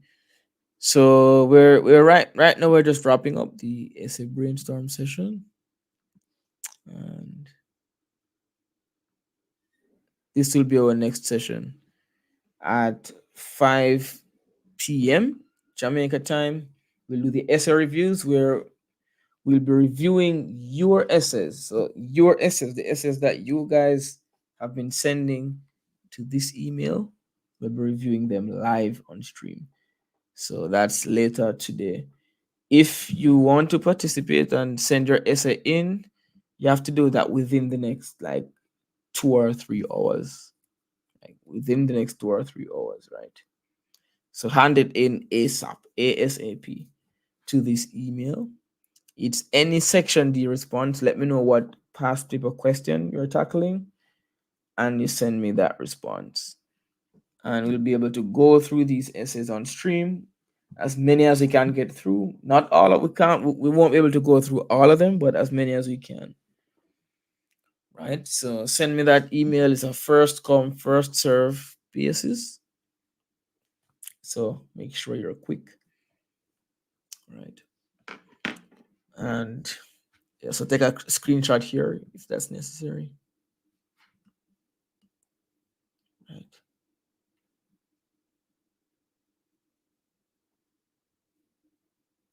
Okay, good. And this is the entire thing, so you can screenshot this if you haven't already. That's the schedule for the entire marathon. Yeah, so we're ending a little bit early today. I think how many of these did we go through? Quite a number. So I think we've done some good work, some significant work, some significant work. So let's call it a day, guys. Thank you for coming out. I'll see you later, in the evening. And it might be hard to keep up with the times as long as you're subscribed to the channel. You should easily see when the live streams are coming. You'll get notified. You'll be notified if there's a sudden change in the timing or anything like that, and you'll be able to access more content from the channel. All right, guys, that's it. See you later. Bless up, bless up. Yeah, God bless you too. Take it easy. Get some rest and so on until the next session at 5 p.m. Jamaica time. All right, guys. Bye bye. Until then.